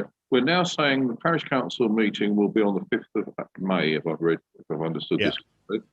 And then we revert to the normal Monday meetings after that. Yeah. That's fine. That's a good move. Russell, did you want to say something? No, I was just going to remind Steve the direct debit from the county court judgment as well. I need to check that the second payment's been made. Okay. Yeah, I'll pick that up with the transactions. Yeah. Right. If we're okay on that, let's move on then. 7.7. Yeah, I think the only thing you haven't said about that is that the you may on your May meeting have something to report, because the decision of government has been challenged by the LGA amongst others, and you may have a decision. The court is likely to consider it by the end of April, so by May you may get your extension anyway. Yeah, thank you, Andrew. Yeah, I mean, that's why I wasn't asking for a decision today, because we're seriously hoping so, because you think you've got a problem with 7 councillors. We've got 50 bloody 7 to try and accommodate in Milton Keynes, and that is going to be a challenge. And depending on the election result, up to 30% of them may not have had their first jab. Yeah. Okay. Right. Let's move on quickly then. 7.7. I'm going to defer. Steve and I are still getting costs for that. That's the signpost for directions to 4865 Thrupp Close. What we're going to do is try and get a sign that matches the existing sports ground sign on that junction going into what I always call Thrupp Phase 2, and just put numbers 48 to 65 down there, because there's been some problems with deliveries. But we'll do that. If it's a small amount, Steve will make the decision on his own authority. If it's a large amount, we'll bring it back to the next meeting. 7.8, village handyman has complained apparently cars are pulling up to outside the shop and emptying all their rubbish into the bin, which isn't really what it's there for. I have spoken to Udi and suggested he moves the bin from being on the actual street to putting it next to the the bench that is outside the shop. Put it next to the bench. On the other side of the road? No, inside, in a little path going up on the right-hand side, there's a bench. Oh, right. If he puts the bin there, then I think people using the shop will naturally use it. But hopefully cars drawing up will be a bit shamed into lugging their mess that extra distance. Never underestimate how lazy people are. Right, the next substantive item is 7.9, which is approve returfing and other improvements to the village hall garden. That's 7.9. I think we might have an estimate here which I can share.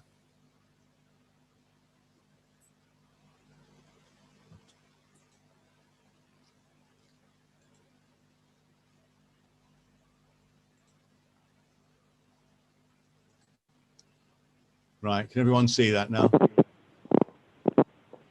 Yeah, Russell, did you want? Yeah, I'm sorry, Ian.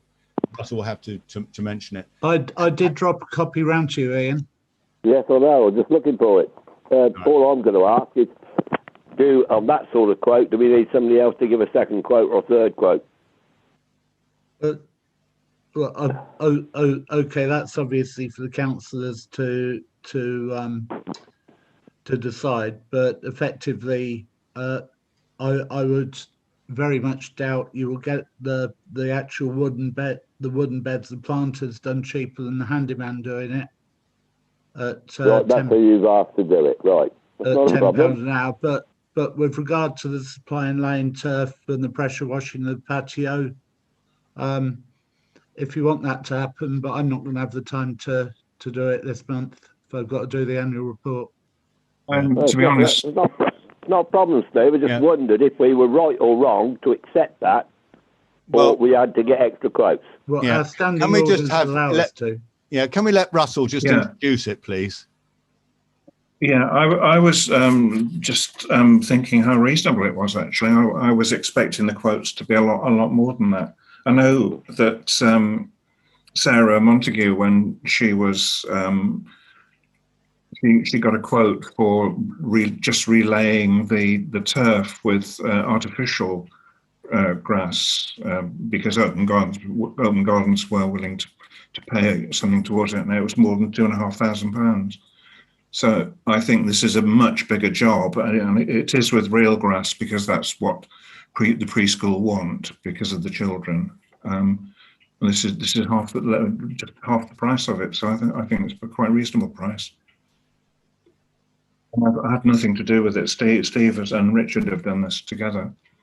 Can I just make the point that that Tag Lever, who gave the quote for the supplying and laying turf and the pressure washing, did say that for both of those things we need an outside tap. Now, we looked at outside taps before at the back of the village hall, and we're not going to achieve a lot of pressure, water pressure, but we will get the same as we get out the taps to the toilets at the back of the village hall.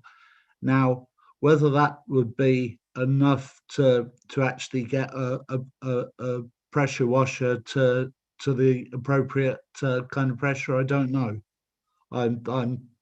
It's all Greek to me, that kind of stuff. Yeah, I think it probably would. It would do. Yeah, I've got a pressure washer, and it certainly increases the flow considerably than what you get out of a hose. Yeah. If necessary, you could actually run a hose pipe from one of the taps in the kitchen to the back, and that would give you the mains pressure. That if that was an issue, but I think that a normal tap would be enough anyway. So Okay, Russell, do you just want to put this proposal then for approval? I just approve. Yeah. Do we need a seconder on this, Steve? No, not for this amount, Phil. Okay, in that case, can I ask everyone, Ian, are you supporting this? Yeah, no problem. I was just asking what was the situation he was doing it. That's all I was asking. Sorry, Ian, I didn't mean to jump down. We were in our rights of just having one quote. Yeah. Okay. I think, Steve, you're saying that if councillors are agreeing with this quote, then that is acceptable, yeah? Yeah, and apologies, Ian, I didn't mean to jump down your throat. Yeah, okay. Yep, and I think that's therefore unanimous, isn't it? Yes. Right. Yep. Okay. Right, let's move on then to, well, of course. I mean, I think this was written out at the time that the Duke was ill in hospital, and they were obviously looking to this. I think we've made all the arrangements, as I've previously said. I think the only issue where we've got some discretion, I'll come to you in a moment, Steve. Okay. The only issue where we've got some discretion is whether we were to have our own book of condolences. But if I can just make the point that if we do, then the rules are, or what they tell you to do, is that we have to not only arrange for COVID-safe signatures of the book, but we then actually have to store the book ourselves and just notify the palace that we've received it.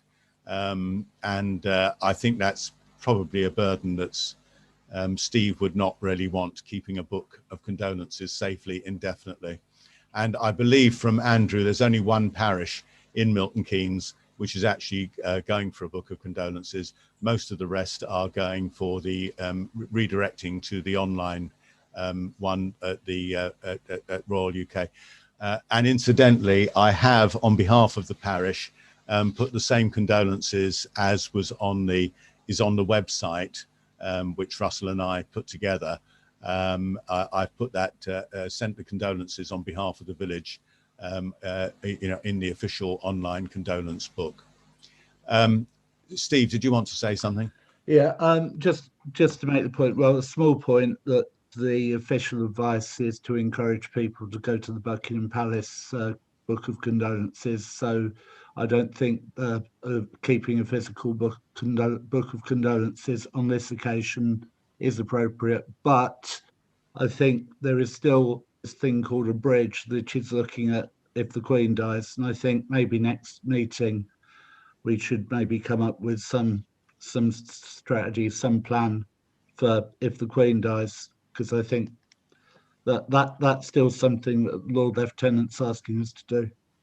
Yeah, I think that is fair enough, and obviously it would depend whether it's in COVID or not. Andrew, I was just about to make that very point, Chair, that if you're making plans for what we call Operation London Bridge, which is the death of the monarch, post COVID, I think you may be in very, very different waters and different position to where you are now. Just to add on this one, for noting only that the part of the Operation Fourth Bridge from Milton Keynes' perspective is that if local commemorative services are to take place, they would usually take place at 6 p.m. the night before the funeral, i.e. this coming Friday. The commemorative service from Milton Keynes, from Christ the Cornerstone, will actually take place at 2 p.m. on Friday. That is because, in their infinite wisdom or lack of it, the Diocese of Oxford have decided to arrange one for 6 p.m, which there's pretty much a 3-line whip for ultimate dignitaries from across the diocese to attend. So in my other role as Mayor of MK this year, I will be at the county-wide commemoration at 10 o'clock in the morning on Friday at Aylesbury. I will be at Christ the Cornerstone at 2 o'clock, and I will be at Christchurch, Oxford at 6 p.m. Parish clerks within the next 36 hours will receive the link to distribute for joining the service at 2 p.m. at Christ the Cornerstone. Can you make that available via the electronic communication channels in the parish, please? Okay, thank you very much on that. Then I'll pass it on. Sorry, Phil. Okay. There was just one more thing. When coming to consider London Bridge, I think it's very important the parish council work with the church. So, well, I was actually going to say that together with the chair of Hanslope Parish Council, I did receive. I was included on an email chains run by Father Gary and Father Adam, who, as you may know, is the new assistant priest, Father Adam was actually talking about a book of condolences in the church, and actually saying they're not going to have one this time for the same reasons that we've said. So it may well be that we need to liaise with the church. I'm not quite sure of, I mean, we don't want 2 books of condolences in the village for Operation London Bridge. So we'll just have to decide where that's going to be. But it very much depends on the COVID situation, I would say. All right. Are we finished on that? Yeah. Let's move on. 7-11. Look, I have already written to the minister on this. I wrote it as chairman, which I can do independently, as it were. I don't know that there needs to be yet another letter. And frankly, the weight of communication with the minister has been so much, I suspect another one won't make a lot of difference. You're very welcome to write to Mr. Luke Hall or to Mr. Robert Jenrick, MP, if you're so moved. But I don't think we need to ask the council to do it as such. Right. If I can now move on then to the RFO payment schedule.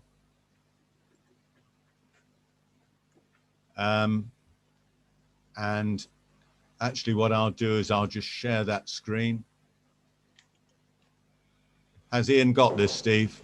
No, it came into No. the last payment came in about 6:30, so there's no time. Okay, well, just for Ian and for members of the public who may not understand what I'm now showing on the screen, basically it's paying Steve for his salary, the landscaping people, Richard Wantler, who's doing handiwork around the village for various tasks that he's done, Brian Shaler for doing various work at the village hall, basically electrical work and plumbing, servicing the mower, the fire equipment test, which I think is on Friday, and replacing the dog bin in Station Road. And then the rest are just the usual standing orders, Google for the service that we use, and the other utilities. Steve, did you want to raise something?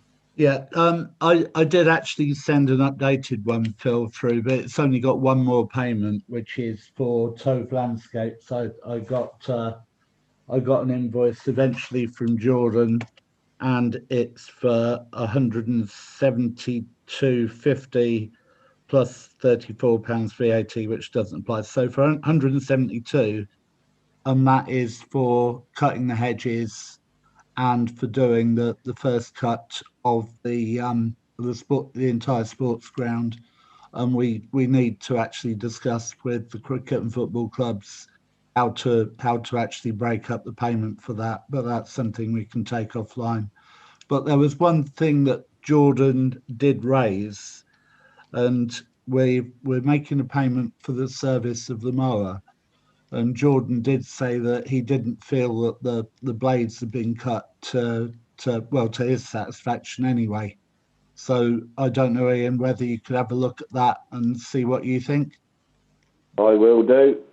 If you could do that, because we've paid for a service including the sharpening of the blades. And who done that? It was MK Garden Machinery, or as they call themselves now, Milton Keynes Community Commercial Ground Care. They've done it the last couple of years. It's Andy. Okay, if we can leave that to Ian, Steve, Jordan to sort out, that would be great. Yeah. Okay, can I ask for a proposer then for the RFO schedule? That's Russell, including this other one, and I need let me stop the sharing, and I need a seconder as well, which is Darren again. Darren is, and all in favour? As far as I know, yes. Yeah. Good. Now, interim financial support. I think we've already discussed that, haven't we? You've got that. We discussed it in the context of the streetlights. Does anyone want to discuss that anymore? No, let's move on then. Correspondence. There is, let me just see if I can find this very quickly.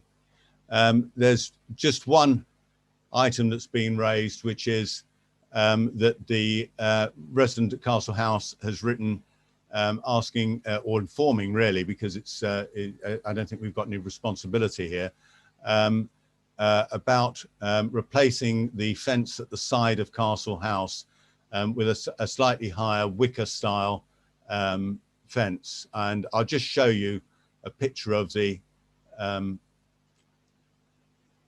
fence that's being replaced, if you can all see that. I just went up and took a photograph. So that's going to be No, I've got my eyes shut. Yeah. It's you know the one, Ian, as you come out the back of the village hall on your left. Yes, I do. Yes. Yeah.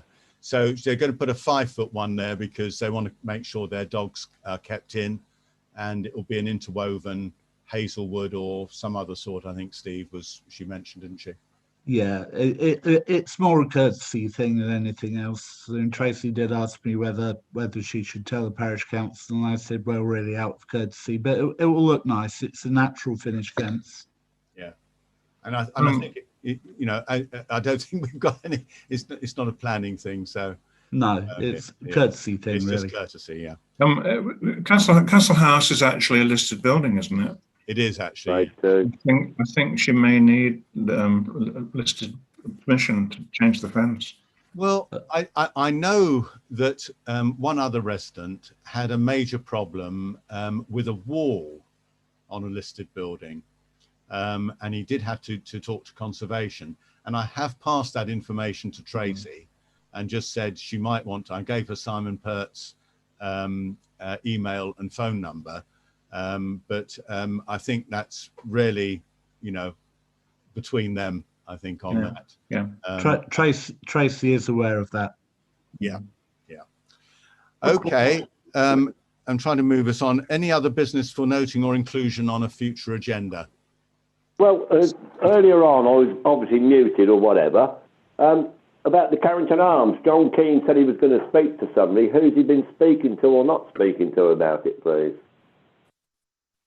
The environment officers and the heritage as well. And I'll pass Have you been able to get into the public house and see what it's like?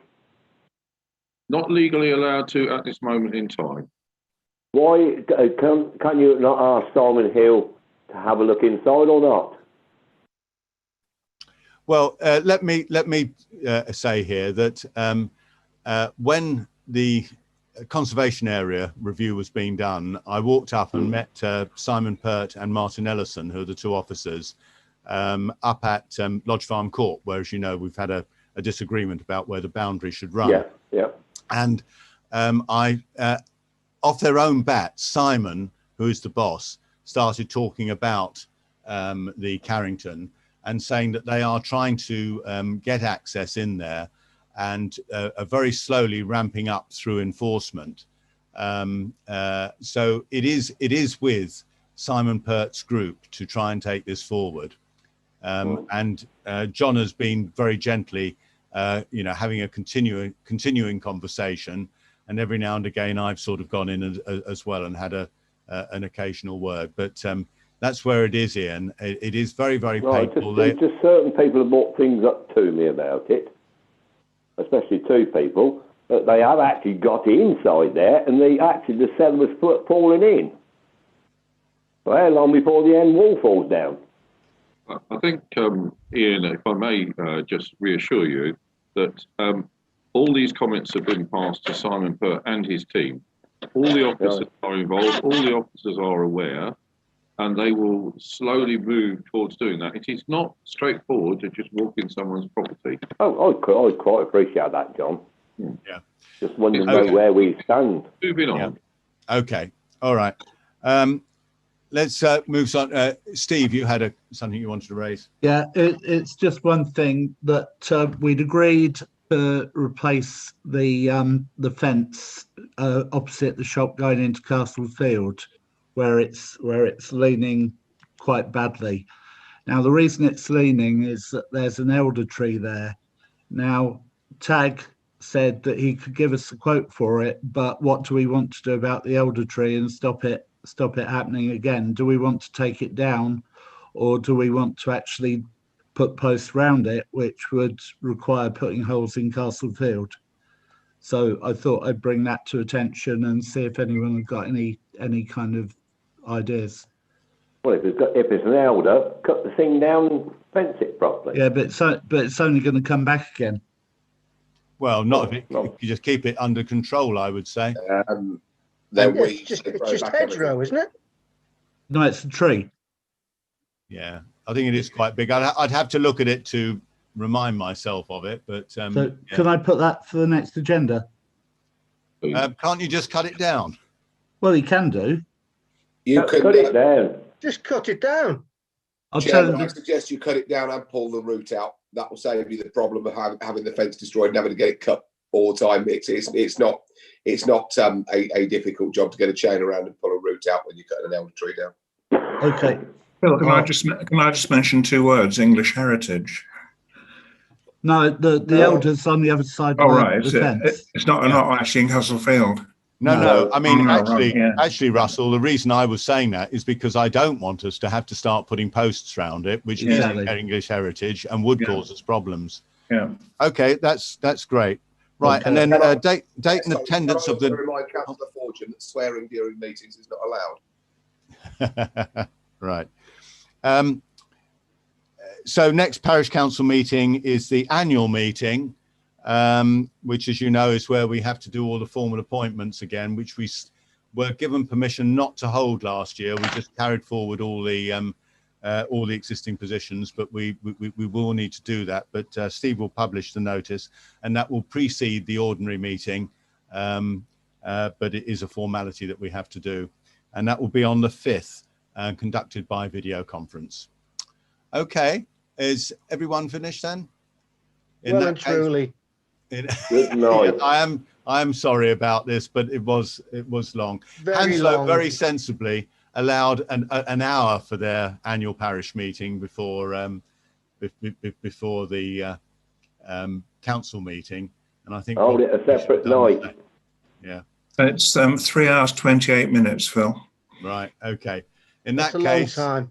I'm going to close the live stream now. Right, I've got to go upstairs to close down the YouTube one. So okay, all right. Don't do anything till I come back. Is there any pub still open?